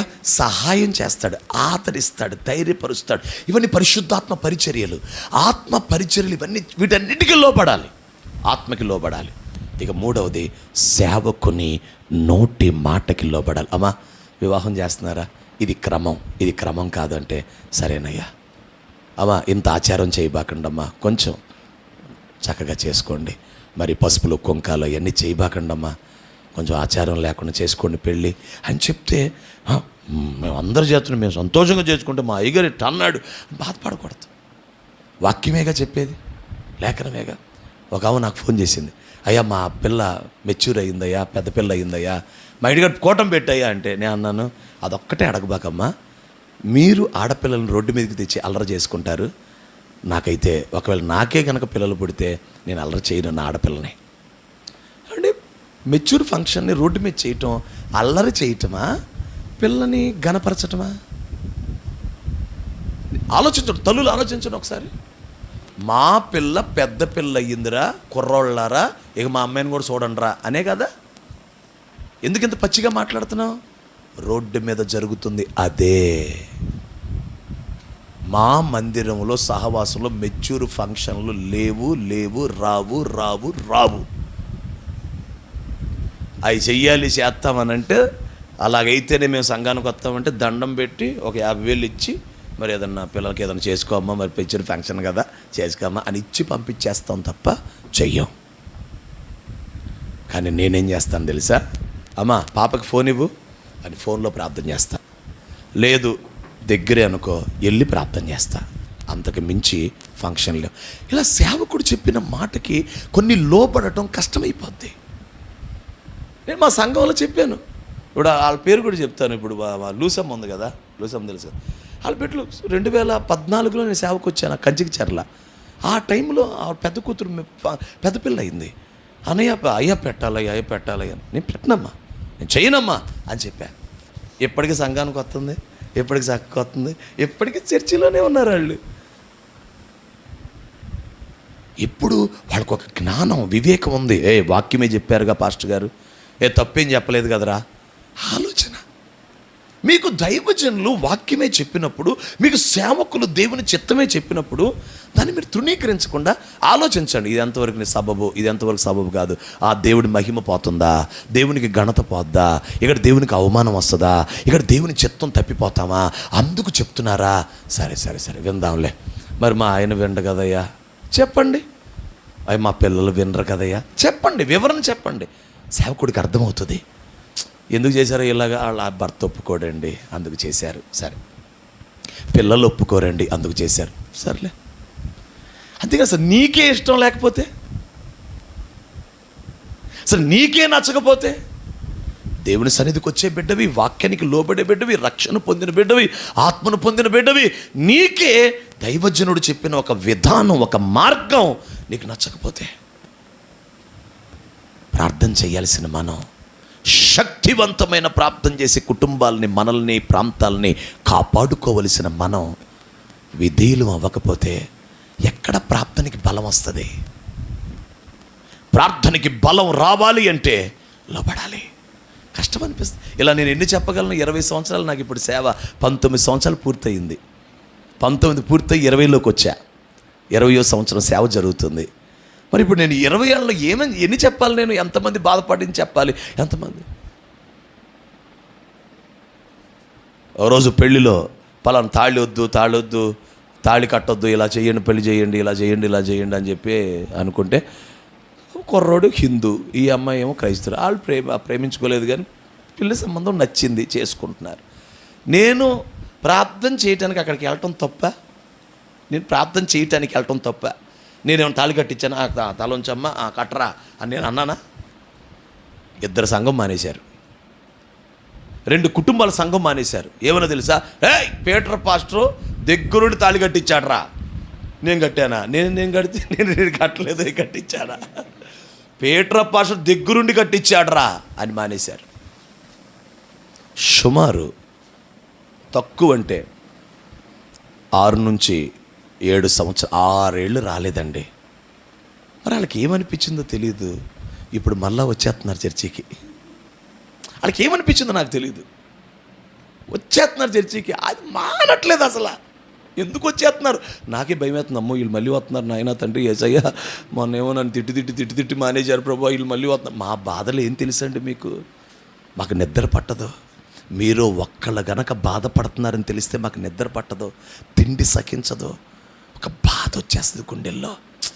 ప్రభా, వీళ్ళు బాధపడ్డారు, ఎందుకయ్యా అలాగుందా అమ్మాయి, ఎందుకయ్యా వాళ్ళు అలాగున్నారు, మాకు అది మాకు ఎంత అనారోగ్యం ఉన్నా మాకు అది కాదు అసలు బాధ. మాకు డబ్బులు లేకపోయినా, మాకు ఏ ఇబ్బంది వచ్చినా అస్సలు బాధ కాదు. మీ 10 మందిలో ఏ ఒక్కరైనా బాధ పెట్టుకుని ఒక ఆదివారం మానారా, మాకు స్టార్ట్ అయ్యిద్దాక మలేరియా, టైఫాయిడ్ అన్నీ స్టార్ట్ అయ్యి ఇక వణికిపోయి గచ్చు వణికిపోయి, ఏం ప్రభా తండ్రి నాయన, వీళ్ళని ఎట్టగొట్ట ప్రభా, తీసిరా నాయన, ఎక్కడ తప్పు జరిగింది, ఎక్కడ పొరపాటు జరిగింది. ఇది సేవకుడి భయం. అడగండి కావాలంటే ఎవరికి. ఏమండే నెహెమ్యా గారు, ఏమండే? వణికిపోతాం కదా, బాధ గుండెల్లో ఏడుపు వచ్చేస్తూ ఉంటుంది. మీకు తెలియదు ఆ సంగతి. మా గుండెలు కరిగిపోయి, ప్రభా ఎక్కడ పొరపాటు జరిగిందయ్యా, వచ్చేది 10 మందే కదయ్యా, ఎందుకు ఆ తల్లి మానేసింది, ఎందుకయ్యా ఆదివారం రాలే చర్చికి, ఎందుకు ఆగిపోయిందయ్యా, ప్రభా మరి నా తప్పైతే క్షమించు, లేకపోతే అలా నడిపించయ్యా అని ఒక గుండెల బాధ మాకు వచ్చేస్తుంది. మా దుఃఖం ఏంటండి? మా దుఃఖం ఏంటి? మా వేదన ఏంటి అసలు? మీరే మా దుఃఖం, మీరే మా వేదన, మీరే మా భారం. 2015లో నాకు పరిచయం ఏలియా గారు. ఇప్పటికీ 9 ఏళ్ళు. మీ 10 మందినే కనిపెట్టుకొని లేడా? మీరు మీ పాస్టర్ గారిని కనిపెట్టుకొని లేరా? ఎన్ని శోధనలు రాలేదు, ఎన్ని శ్రమలు రాలేదు ఇక్కడ. నాకు తెలియదు అవన్నీ. అయినా ఈ రోజుకి ఉన్నారంటే మీరు వారిని అర్థం చేసుకున్నారు, వారు మిమ్మల్ని అర్థం ఈరోజు సమాజంలో ఎవరిని బట్టి విలువండి? ఒక ఏలియాకి ఎవరిని బట్టి విలువండి? ఏలియా అంటే ఎవర్రా? కండ్రపడ్డ సంఘం ఉందిరా, చర్చి ఉందిరా, సంఘం ఉందిరా, పాస్టర్ రా, అదండి విలువ. మీరే మా కిరీటం, మీరే మా ఆనందం, మీరే మా అతిశయం. కానీ మీరే అర్థం చేసుకోలేకపోతే మీరే తిరుగుబాటు చేసి ఏదన్నా ఒక విషయంలో మీరు బాధ పెట్టుకున్నారని తెలిస్తే మాకు వేదన అయిపోద్దండి, తట్టుకోలేం. నేను నిజం చెప్పనా, బెన్నీ గడితో మొన్న ఏం చెప్పాను తెలుసా? రేయ్, నువ్వు పెద్దోడు అయ్యావు, యవనస్తుడు అయ్యావురా. మీ నాన్నకి చెడ్డ పేరు రావాలన్నా నీ మూలంగానే వస్తుంది, మంచి పేరు రావాలన్నా నీ మూలంగానే వస్తుంది. నువ్వు ఎలా ఉన్నావురా చెప్పానా? కానీ యవనస్తుడు చెప్పానని తలూపుతాడు. దాని సీరియస్నెస్ ఆడికి తెలియదన్న సంగతి నాకు తెలుసు. ఆ లోతు ఆడికి అర్థం కాదు. ఏలియా గారికి ఒక మాట వచ్చిందండి, మీకెంత బాధ ఉంటుందో నాకు అంత బాధ ఉండదా? అది బెన్నీగాడి ద్వారా వచ్చిందనుకో, అరే నేను చెప్పాను కదా, వీడు వినాలి కదా అని ఎంత బాధపడతాం. అందుకే యవనస్తులకు నేను చెప్తాను, అరే దేవునికి మనకి సంఘానికి చెడ్డ పేరు రాకూడదురా, మీరు జాగ్రత్తగా ఉండండి రా. మా వేదన మా భారం అంతా మాకు డబ్బు కాదండి, ఆరోగ్యాలు కాదు, మాకేం కాదు. హల్లెలూయా. బాధ్యతే మాకు భారాన్ని కలుగు చేస్తుంది. బాధ్యత. వీళ్ళని చూస్తానా, వీళ్ళని ప్రభు, నేను ఈ పిల్లని నీ పేరేంటి నన్ను రావట్లే నాకు, జ్యోతి. ప్రభు పేరు బాగా గుర్తుంటుంది. ఆ అమ్మాయి నాకింది జ్యోతి. నాకు ఎలా ఉంటుంది తెలుసా, నిజం చెప్తున్నాను, మనమేరా పెళ్లి చేసింది వీళ్ళకి, వీళ్ళు మంచిగా ఉండాలిరా, మంచిగా వీళ్ళ కుటుంబం నిలబడాలిరా అని నేను ప్రభుకి వీళ్ళకి, మీరు వచ్చారు కదా మా రోజు పెళ్లి రోజు వచ్చారు, పెళ్లి చేసి నాకు ఎలా ఉంటుంది తెలుసా వీళ్ళ గురించి, అరే మనమేరా పెళ్లి చేసింది వీళ్ళకి, వీళ్ళు కాపాడబడాలి, వీళ్ళు మంచిగా నిలబడాలి అని లోపల ఒక బాధ్యత, ఒక ఆశ లోపల. ఇదే ప్రభుని ఎలా పరిచయం చేశాడు? పడిపోయాడు, పడుకొని ఉన్నాడు తాగేసేసి. అదే వరండాలో అదే మట్టి మీ ఇంటి ముందు ఉన్న వాకిల్లో కూటం పెడితే ఒకరోజు పడిపోలేదు. తాగి పడిపోయి ఉంటే తాగినోడికి ప్రార్థన చేశాం. కానీ అదే ప్రభు విడిపించబడి పెళ్ళయ్యి బిడ్డను కని ఈరోజు అన్నయ్యకి ఒక సహకారిగా ఉండి ఈరోజు ఉన్నాడు అంటే మాకేంటండి ఆనందం కావాల్సింది? వాళ్ళు మాకు ₹1,00,000 ఇవ్వక్కర్లా, వాళ్ళు ఇలా బ్రతికితే బా ఆనందం, సంతోషం. మీరు ₹1,00,000 కానుకలు ఇవ్వక్కర్లేదండి, మీరు మంచిగా వాక్యానుసారంగా బతికితే మేము ఎట్టగొట్ట బతికేస్తాం, చారు తిని మేము ఎట్టగొట్ట బతికేస్తామండి, ఎలా బ్రతికేస్తాం. హల్లెలూయా. మీ కుడి చేయి పైకెత్తండి.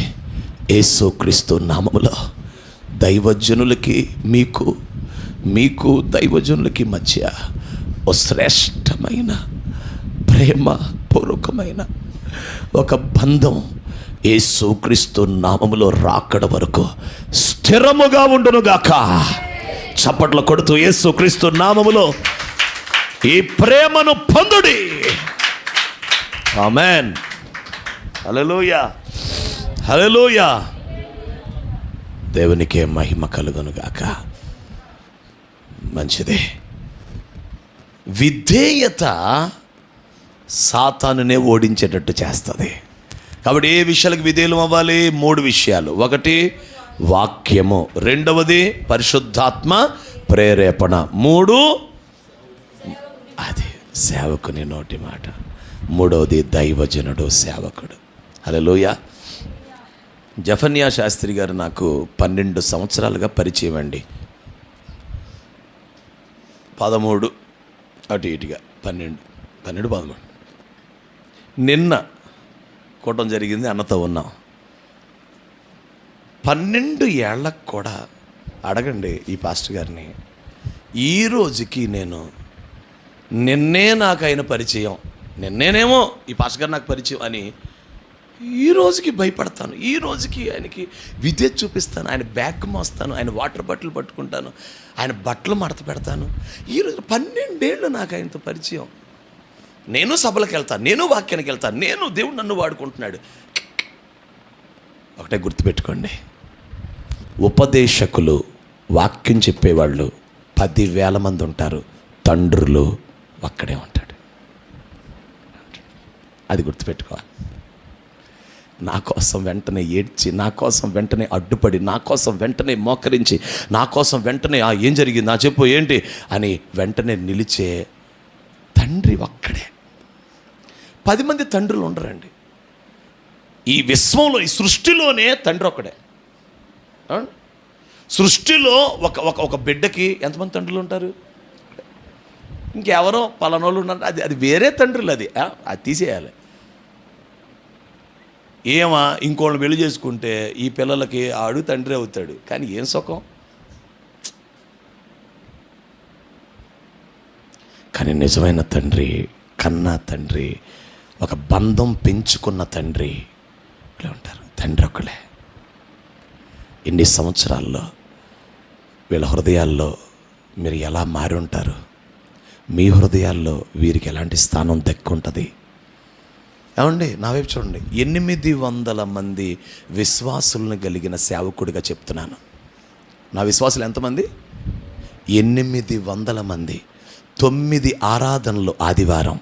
నేను చేసే ఎన్నండి? 9. నాతో పాటు సేవకులు 3. మేము 3 కలిసి 9 ఆరాధనలు చేస్తాం.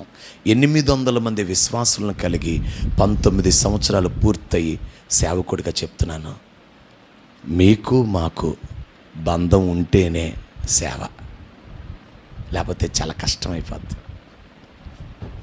హల్లెలూయా. ఈ రోజుకి నాతో మాట్లాడటానికి చాలామంది మా సంఘంలో భయపడతారు, కానీ ఒక్కసారి మాట్లాడితే వాళ్ళకి అర్థమైద్ది ప్రేమ అంటే ఏంటో. చాలాసార్లు అన్నారు, అయ్యా వాక్యం చెప్పేటప్పుడు ఒకలాగా ఉన్నారయ్యా, మీరు మామూలుగా ఉన్నప్పుడు ఒకలాగా ఉన్నారయ్యా అని విశ్వాసులు. అయ్యా వాక్యం చెప్పేటప్పుడు మిమ్మల్ని చూస్తే భయం వేసేదయ్యా మాకు, కానీ తర్వాత మళ్ళీ మాట్లాడుతుంటే అంత ప్రేమ అన్నారు. అవును, వాక్యం చెప్పేటప్పుడు దైవజనుడిగా చెప్తాం, ఖండిస్తాం. పాపాన్ని, చీకటిని, దురాత్మని, దెయ్యాలని, అవిధేయతల్ని ఖండించి పడేస్తాం. అరే వాక్యం అయిపోతే స్టేజ్ దిగితే తండ్రి, బిడ్డ, కొడుకు, కూతురు, ఆ ప్రేమ వేరు. హల్లెలూయా. దేవునికే మహిమ. కాబట్టి ఇక్కడ కీలకంగా ఇంపార్టెంట్ ఏమిటంటే వాక్యానికి లోబడండి, పరిశుద్ధాత్మకి లోబడండి, సేవకుడికి లోబడండి. ఈ 3 విషయాల్లో లోబడి ప్రార్థనలు చెయ్యండి. ఆహాహాహా, మీ ప్రార్థనలకి దుష్టుడు పారిపోతాడు మీ దగ్గర నుంచి. వాడి క్రియలు లయమైపోతాయి, వాడి ఆలోచన లయమైపోతాయి, వాడి క్రియలన్నీ కూడా భస్మమైపోతాయి. హల్లెలూయా. శత్రువు చేతిలో అస్త్రములన్నిటి భస్మము చేసిన బలసూరుడా, శత్రువు చేతిలో అస్త్రములన్నిటి భస్మము చేసిన బలసూరుడా, నా వైరులను నిరాయుధులుగా ఊరేగించిన, ఆమేన్, నా వైరులను నిరాయుధులుగా ఊరేగించిన రణధీరుడా, రాజులందరి నేలు మహారాజువు, శక్తులన్నిటిపైన సామ్రాట్టువు. అందరం రాజులందరి నేలు మహారాజువు, శక్తులన్నిటిపైన ఆశ్చర్యకరుడా, అతి బలవంతుడా, నాకు చాలిన దేవుడా, ఆశ్చర్యకరుడా, అతి బలవంతుడా, నాకు చాలిన దేవుడా, నాకు చాలిన దేవుడా, నాకు చాలిన దేవుడా. హల్లెలూయా, ఆమేన్. డ్రమ్ ఏంటంటే అంత మోగుతుంది. హల్లెలూయా. డ్రమ్ము కంటే కొట్టేవాళ్ళే బలంగా ఉన్నారు. హల్లెలూయా. రైట్. ఇప్పుడు చివరిగా మీకు చెప్పే మాట ఏమిటంటే, విధేయత ఉంటే సాతానుడు ఖచ్చితంగా మనల్ని ప్రేరేపించలేడు. విధేయత మన దగ్గరుండి లోబడే వాళ్ళమైతే వాడిని ఎదిరించవచ్చు, వాడు మన దగ్గర నుంచి పారిపోతాడు. ఇప్పుడు చివరి మాట, మరి ఈ విధేయత మనకి ఎలా వస్తుంది? ఊరికినే ఆ మాట వింటారా, ఈరోజు నుంచి వింటారా అని నేను అడిగితే మీరేం చెప్పేవాళ్ళు జవాబు? ఈరోజు మాట వింటారా అమ్మ, మరి లోబడతారా అంటే ఏం చెప్పేదాను? అమ్మ జ్యోతమ్మ సహజంగా చెప్పు, ఏమనేదానివి? వింటావు అంటావు కదా. అలా ఎన్నిసార్లు ప్రసంగాల్లో తలూపారు? ఎన్ని వర్తమానాలకి మీరు ఈ తలకై ఊపి లోబడతామని చెప్పారు, కానీ లోబడలేకపోయారు కాదా? కాదా? కానీ ఇప్పుడు విధేయత అనేది శాశ్వతంగా పొందుకోవాలి. మనం లోబడుట అనేది ఒక కృపగా మనలోకి వచ్చేయాలా, అది ఉండాలా, మనలో ఉండాలి, లోపల ఉండాలి. అది విధేయత లోపల ఉండాలి. అది సాధ్యమైద్దా? సాధ్యమైద్ది. బైబిల్లో రాస్తుంది. దేవునికి స్తోత్రం చెప్పండి, చదవండి. యెషయా గ్రంథం 50వ అధ్యాయం 4 నుంచి. యెషయా గ్రంథం 50వ అధ్యాయం 4 నుంచి. అలసిన వాణిని, అది గ్యాప్ చదవమ్మా. మాటల చేత ఓరడించు జ్ఞానం చదివేనానా?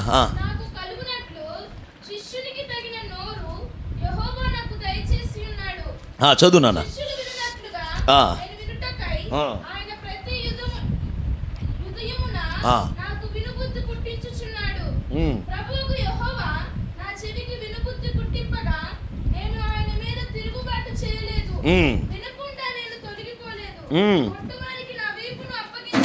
అమ్మో, అంత లోబడ్డావా? అమ్మ బాబోయ్, వెంట్రుకలు పెరికేసే వారికి చెంపలు అప్పగిచ్చాడా? ఉమ్ము వేయి వారికి. ఇవన్నీ ఎవరు చేసినాయి? వెరీ గుడ్, చెప్పండి ఎవరు చేశారమ్మా? అమ్మా, దున్నువారికి వీపు అప్పగిచ్చింది ఎవరు? కొట్టేవారికి యేసయ్య. వెంట్రుకలు పెరికేసేవారికి చెంపలు అప్పగిచ్చింది ఎవరు? ముఖం మీద ఉమ్మేస్తుంటే దాచుకోకుండా అప్పగించింది ఎవరు? ఇప్పుడు 3 మాటలు నా వైపు చూడండి. కొట్టువారికి వీపుని అప్పగించాలి కొడుకా. 2, పెరికి వేయి వారికి, వెంట్రుకలు పెరికేసే వారికి నీ ముఖాన్ని చెంపలు అప్పగించాలి కొడుకా. 3వ మాట, ఉమ్ము వేసే వాళ్ళకి నీ ముఖం దాచుకోకూడదు కొడుకా అని తండ్రి కొడుక్కు చెప్పాడు. కొడుకు ఎవరు? యేసయ్య. నేనుంటే ఆ స్థలంలో నేనేమంటా? మీరుంటే ఆ స్థలంలో మనమే కొడుకులం యేసయ్యకి, తండ్రికి. మనం ఏమంటాం? అమ్మ బాబోయ్, కొట్టేవారికి వీపు నేను అప్పగించటమా? నా వల్ల కాదు. వాళ్ళు ఇష్టం వచ్చినట్టు కొట్టుకుంటారా? వాళ్ళు నచ్చినట్టు కొట్టుకుంటారంటే నేను అప్పగించాలా? వామ్మో, నేను అప్పగించను, నా వల్ల కాదయ్యా, నా వల్ల కాదు అంటే నాకు అంత సామర్థ్యం లేదయ్యా, అమ్మో నా వల్ల కాదయ్యా. వెంట్రుకలు ఎంతసేపు పీక్కున్నా ఈ వెంట్రుకల్ని పెరికేస్తుంటే అలాగ అప్పగించి ఆ ఆ ఆ ఆ అని అరుస్తూనే ఉండాలంట. ఉమ్మేస్తుంటే ఎంతమంది వచ్చి ఉమ్మేసినా తుడుచుకుంటూ ఉండాలంట. కళ్ళల్లో పడుతుంది, ముక్కులో పడుతుంది. ఉమ్ము పడుతున్నప్పుడు నాకు చెప్తే ఆజ్ఞ నేనేం చేస్తా? నేను లోపడతానా? నేను లోపడలేను, నా వల్ల కాదు. కానీ క్రీస్తు ఏమన్నాడు తెలుసా? సరేనయ్యా లోపడతాను, అయితే ఒక చిన్న రిక్వెస్ట్ అయ్యా. ఏంటి చెప్పంటే, నువ్వు చెప్పిన ఈ మాటకి నేను వినటానికి నాకు వినుబుద్ధి పుట్టించయ్యా. చప్పట్లు కొడుతా దేవుణ్ణి. నాకు వినే బుద్ధి పుట్టించయ్యా, నాకు బుద్ధి పుట్టించిన ఆయన. ఇది యేసయ్య ప్రార్థన. యెషయా కాలములోనే, ఇంకా యేసయ్య రాకముందే ప్రవచనాత్మకంగా చెప్పబడిన మాట. Prophecy of Jesus. Hallelujah, hallelujah, hallelujah. ఇది ఒక ప్రవచనం, ఇదొక ప్రవచనం. దేవునికి స్తోత్రం కలుగునుగాక. ప్రియ దేవుని బిడ్డలారా, ఈ ప్రవచనం నెరవేర్చబడటానికి యేసుక్రీస్తు అడుగుతున్నాడు, తండ్రి నాకు లోబడే వినబుద్ధి నాకు పుట్టించయ్యా. ఇప్పుడు అక్కడ చదువు నాన్న, 5వ వచనం.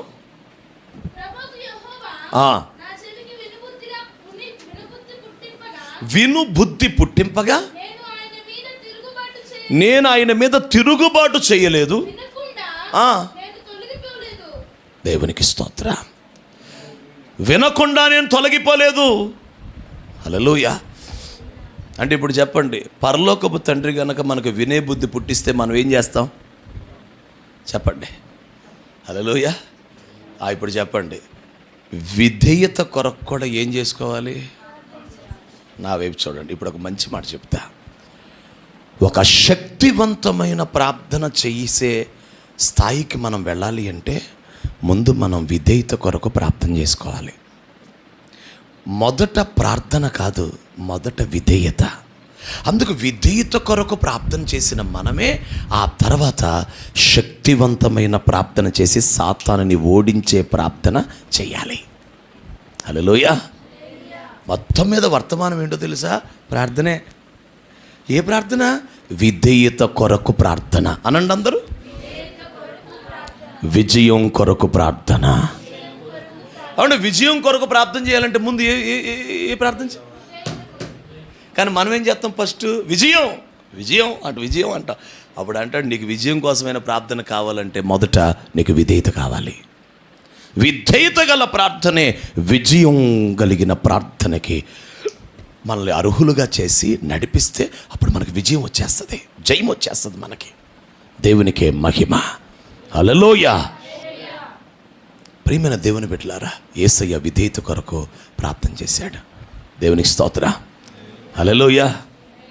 ఈ విధేయత అనేది పరిశుద్ధాత్ముడు మనకిచ్చే ఒక వరం. అందరూ చెప్పండి, విధేయత ఒక వరం అనండి. ఆ వరాన్ని మనం పొందాలి, దేవుడి దగ్గర అడగాలి. విధేయతే వరం. అబ్రహాం ఎవరు? విధేయుడా అవిధేయుడా? మాట్లాడరు చూశారు వీళ్ళు. అబ్రహాం ఎవరమ్మా? ఎంత విధేయుడు? ఎంత విధేయుడు?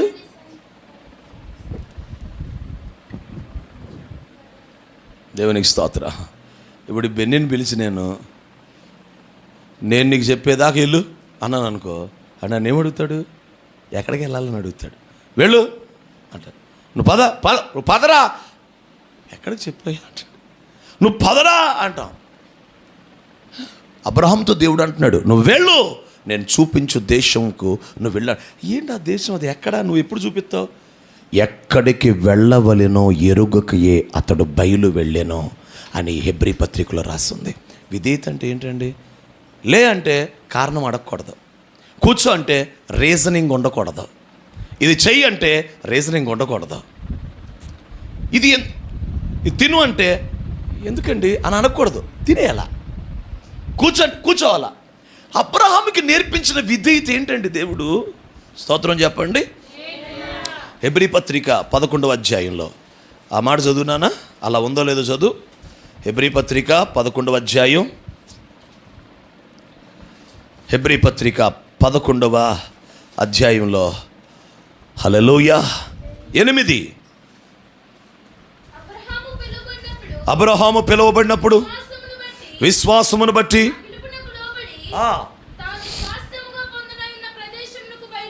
బయలు వెళ్ళను. ఎక్కడికి వెళ్ళవలెను? హల్లెలూయా.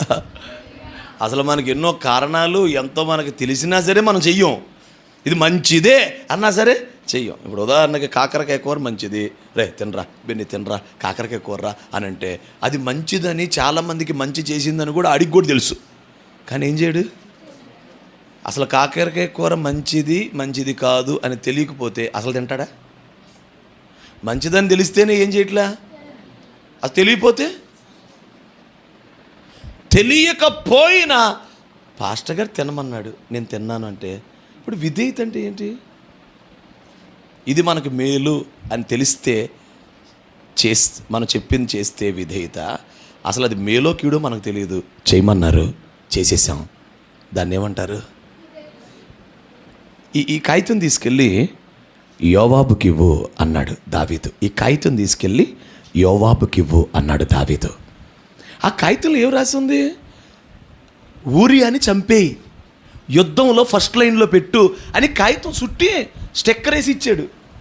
దారిలో వెళ్తా ఊరియా యుద్ధంకి వెళ్తా ఓపెన్ చేసి అసలు ఏమి రాశాడో చూద్దాం, చదివితే బతికేవాడు కదా. కానీ విధేయత అంటే ఏంటో తెలుసా? ఈ కాగితం ఇవ్వు అన్నాడంతే, అది తీసుకెళ్ళి పిచ్చోళ్ళలాగా ఇచ్చాడంతే. తన మరణమే, విధేయతే తనకి చావు తీసుకొచ్చి పెట్టిందా అని అనిపిస్తుంది. కాదు, అతను ఏం చేశాడో తెలుసా? విధేయత వలన తన యొక్క నమ్మకత్వాన్ని అతడు కాపాడుకోగలిగాడు. కాపాడుకున్నాడు విధేయత వలన తన నమ్మకత్వాన్ని. చచ్చిపోయాడు అండి. ఇప్పుడు చెప్పండి, ఊరియా ఓడిపోయాడా గెలిచాడా? ఒకవేళ పేపర్ తీసి చూస్తుంటే, పేపర్ తీస్తే ఓడిపోయినట్టే. దాన్ని తీలా. విధేయత అంటే ఏమిటి? ఉండు నాన్న వెళ్తాను, లే ఎల్లంటే అక్కడ ఏదంటే అది పడేసి వెళ్ళిపోవడమే. ఇది చెయ్యంటే అది చేయటమే. ఇప్పుడు జఫన్యా గారి దగ్గర నుంచి 2 సార్లు వచ్చింది ఫోను ఈరోజు, ఇప్పుడు కూడా వచ్చింది. స్టార్ట్ అయింది నాకు లోపల అర్జున్ కూడా ప్రసంగం ఆపేయాలి, మాట్లాడాలి ఇప్పుడు అయ్యగారితో. నేను సెకండ్ టైం వచ్చింది ఇప్పుడు ఫోను. అసలు 2 సార్లు ఫోన్ చేతికి 3 సార్లు చేయడానికి నాకు అసలు. ఇప్పుడు నేను దానికి మళ్ళీ సారీ పెట్టాలి, మళ్ళీ దానికి పెట్టి మెసేజ్లో ఉన్నానన్న వాక్యం చెప్తున్నాను చెప్పాలి ఇప్పుడు.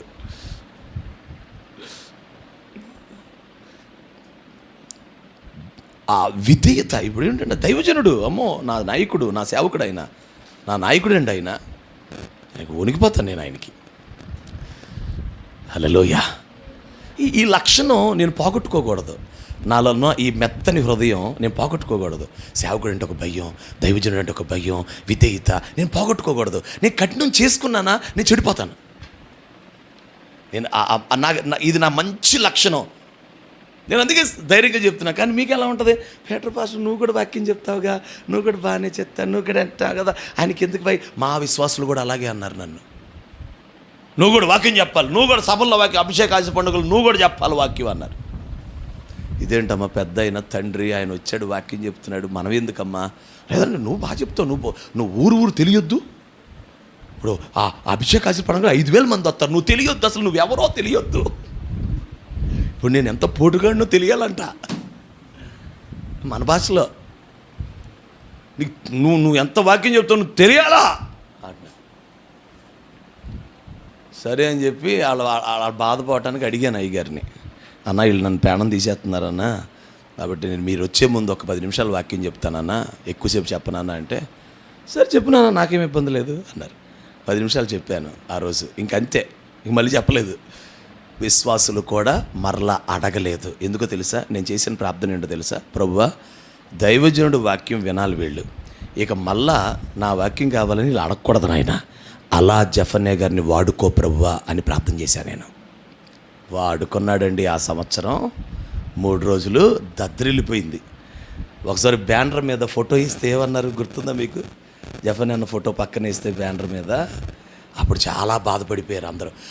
పెద్ద బ్యానర్ మీద, అంటే స్టేజీ బ్యానర్ మీద, వెనకాల స్టేజీ అనమాట, స్టేజీ బ్యానర్ మీద అయ్యగారు ఫోటో వేసాం ఒకసారి.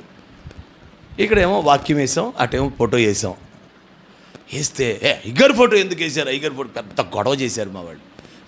ఆ సంవత్సరం ప్రార్థన చేశా, ప్రభువా అసలు వీళ్ళు అది మర్చిపోవాలి నాయన, అసలు వాక్యం శ్రద్ధగా వినాలి, నువ్వు ఆటలాడన్నాను అంతే. 3 రోజులు వాక్యం ఏంటో తెలుసా? నీ పరుపెత్తుకొని లేచినాడు, 3 రోజులు 38 సంవత్సరాల నుంచి పడిన వ్యక్తిని పైకి లేపిన 3 రోజులు అదే వాక్యం చెప్పింది, చెప్పకుండా 3 రోజులు చెప్పి వాళ్ళకి మెంటలు వచ్చింది పిచ్చికి. అప్పటి నుంచి అయ్యా జఫన్యా గారు. నేను ప్రార్థన చేశా, ప్రభువా నా సేవకుడు, నా నాయకుడు అయినా నేను ఎలాగ వెంబడిస్తున్నానో వాళ్ళు కూడా నన్ను అలా, వాళ్ళు కూడా అయ్యగారిని వెంబడించాలయ్యా. ఇప్పుడు ఏమైపోయింది తెలుసా? నేనంటే అంత అభిమానమో దానికి 2 రెట్లు జఫన్యా గారంటే అభిమానం ఎక్కువైపోయింది. నాకెంత సంతోషం తెలుసా ఆ సంగతి. నాకెంత సంతోషం. ఎవరైనా నాకంటే నా సంఘం ఇంకోళ్ళని బాగా ప్రేమిస్తున్నారా అంటే నాకు అది నాకు ఆనందం, సంతోషం. ఎందుకు? ఈ తరం పాటిస్తే నెక్స్ట్ జనరేషన్ నాయకత్వం, పెద్దలకి లోబడటం అనేది ఏమవుద్ది? సంఘం పెరిగే కొద్దీ మనం వెళ్ళిపోతాం దేవుడి దగ్గరికి. నెక్స్ట్ జనరేషన్ వస్తుందమ్మా. ఇప్పుడు ఇప్పుడు వీడు ఉన్నాడు, బెన్నిగాడు ఉన్నాడు. ఏలియా గారు నన్ను ఎంతో గౌరవిస్తాడు, ఎంతో ప్రేమిస్తాడు, అది చూస్తున్నాడు. రేపొద్దున ఆడికి ఇంకొకరు ఎవరో నాయకులు ఉంటారు. అప్పుడు ఆడేం చేయగలుగుతాడు? ఎందుకు తండ్రి సేవకుణ్ణి పీటరాయ్ గారు అంటే, పీటరాయ్ గారు అంటే మా నాన్నగారు భలే గౌరవించేవాడ్రా, ప్రేమించేవాడ్రా, పరుగులు తీసేవాడ్రా, మాటకు లోబడతాడరా, మా నాన్నకి అసలు మా అయ్యగారు అంటే భలే ఇష్టం రా, ప్రేమరా అని ఆడి గుండెల్లో ఉంటేనే ఆడు రేపొద్దున పెద్దలకు లోబడతాడు. ఏలియా గారు ఈ పని చేయకపోతే ఆడికి ఏముండదు. ఇప్పుడు నేను జెఫన్యా గారికి లోపడకపోతే ఏముండదు. నెక్స్ట్ సుధీర్, దిలీప్, ఇంకోటి సేవకు వస్తారు. వాళ్ళు ఎవరు లోపడరు పెద్దలకి. ఇప్పుడు నేను లోబడితేనే ఆ క్రమం జరుగుతుంది. హల్లెలూయా. నేను ఆ ప్రశ్న ఒకటే, మీరు విధేయతను పొందుకున్నారా? వరంగా ప్రార్థన చేసుకున్నారా విధేయత కోసం? ప్రభువా నాకు విధేయత కావాలి, లోబడే కృప కావాలి, నీ ఆజ్ఞలకి, నీ వాక్యానికి, పరిశుద్ధాత్మకి, సేవకుడికి నేను లోబడాలయ్యా. అప్పుడు నీ ప్రార్థన శక్తివంతమైన ప్రార్థనగా మారిపోద్ది. శక్తిగల ప్రార్థన. అపవాదిని ఓడిస్తావు నువ్వు, నీ కుటుంబం, నీ పిల్లలు, నీ సంఘం పరిచర్య కాపాడబడుతుంది. దేవుని ప్రణాళికలు మీ జీవితంలో నెరవేర్చబడతాయి. ఆమేన్. హల్లెలూయా. విధేయత కోసం దేవుణ్ణి అడుగుదాం, విధేయత కోసం ప్రార్థన చేసుకుందాం. నాకు వినుబుద్ధి పుట్టించయ్యా, విధేయత ఆత్మని నాకు ఇవ్వయ్యా. అబ్రహాం విధేయుడు. ఇస్సాకు మీదకి అదే వచ్చేసింది.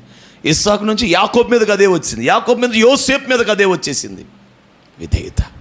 యేసుక్రీస్తు కూడా విధేయుడు, తండ్రికి కుమారుడు, విధేయుడు. హల్లెలూయా. ఈరోజు 2 ప్రార్థనలు. విధేయతనివ్వయ్యా, విజయాన్నివ్వయ్యా. నాకు విధేయత కావాలి, నాకు సాతానుపై విజయం కావాలి. కృపనివ్వయ్యా. అడుగుదాం. మోకరించండి దేవుని సన్నిధిలో. మోకాళ్ళ మీదకి వచ్చే దేవుని సన్నిధిలో 2 చేతులు పైకెత్తి hallelujah, hallelujah, hallelujah, hallelujah. Thank you Holi spirit God. Thank you Holi spirit God. Right. Hallelujah, hallelujah. చెయ్యండి ప్రార్థన. స్వరమెత్తి దేవుని సన్నిధిలో 1 నిమిషం అలా ప్రభు సన్నిధిలో నాకు విధేయత కావాలి, లోబడే కృప కావాలి. అప్పుడే నేను అపవాది మీద విజయం సాధించే ప్రార్థన చేస్తానయ్యా. నా ప్రార్థనకి శక్తి కలుగుతుందయ్యా. నీ లేఖనాలకి నేను లోబడాలి, ఆజ్ఞలకు లోబడాలి, పరిశుద్ధాత్మ నీ ప్రేరేపణకి నేను లోబడాలి, సేవకునికి లోబడాలి. కృపవయ్యా. అడుగుదాం, అందరం కూడా దేవుని సన్నిధిలో అడుగుదాం. మొరపెట్టండి. తండ్రి నీ కొందనాలు. స్తోత్రం. పరిశుద్ధాత్మానికి స్తోత్రం. కన్నీళ్ళు విడుస్తూ అడగండి. ఇంకో 5 నిమిషాల్లో వెళ్ళిపోతాం కదా. అడగండి. ఇంకా 5-10 నిమిషాలేనండి. కొంచెం ఓపికగా చెయ్యండి, శ్రద్ధగా చెయ్యండి. Thank you Holi Spirit. ప్రార్థన చేసుకుందాం. హల్లెలూయా. దేవుని సన్నిధిలో ప్రార్థన చేసుకుందాం. ప్రియమైన దేవుని బిడ్డలారా, దేవుని సన్నిధిలో ప్రార్థన చేసుకుందాం. యేసయ్యా నాకు విధేయతనివ్వు నాయన. అయ్యా నా తండ్రి, పరిశుద్ధాత్మ ప్రేరేపణకు లోబడే కృప నాకివ్వండి నాయన. పరిశుద్ధాత్మ ప్రేరేపణకు లోబడే కృపనివ్వండి నాయన. పరిశుద్ధాత్మ ప్రేరేపణకు విధేయత చూపించే కృపనివ్వండి నాయన. నీ వాక్యానికి విధేయత చూపించే కృపనివ్వండి నాయన. సేవకుని మాటకు విధేయత చూపించే కృపనివ్వండి నాయన అని ప్రభు సన్నిధిలో మనం అందరం కూడా ప్రార్థన చేసుకుందాం. ప్రియమైన దేవుని పిల్లలారా, మనం చేసే ప్రార్థనకి శత్రువు మీద విజయం రావాలంటే విధేయత కలిగి ఉండాలని పరిశుద్ధాత్మ దేవుడు తన దాసుని బలపరిచి మనతో మాట్లాడి ఉండగా, సాతాను మీద మనకు విజయం రావాలంటే, వాడు రాస్తున్న పత్రాల మీద మనకు విజయం రావాలంటే, వాడి ఆలోచనల మీద మనకు విజయం రావాలంటే, వాడి క్రియల మీద మనకు విజయం రావాలంటే ఖచ్చితంగా మన విధేయత కలిగి జీవించాలి. ప్రియమైన దేవుని పిల్లలారా, విధేయత దేవునికి విధేయత చూపించాలి. పరిశుద్ధాత్మ ప్రేరేపణకు మనం లోబడాలి. దైవజనుడి మాటకి లోబడాలి. వినుబుద్ధి మనకు కావాలి. వినే బుద్ధి దేవుడు అది మనకి ఇవ్వాలని దేవుని సన్నిధిలో ప్రార్థన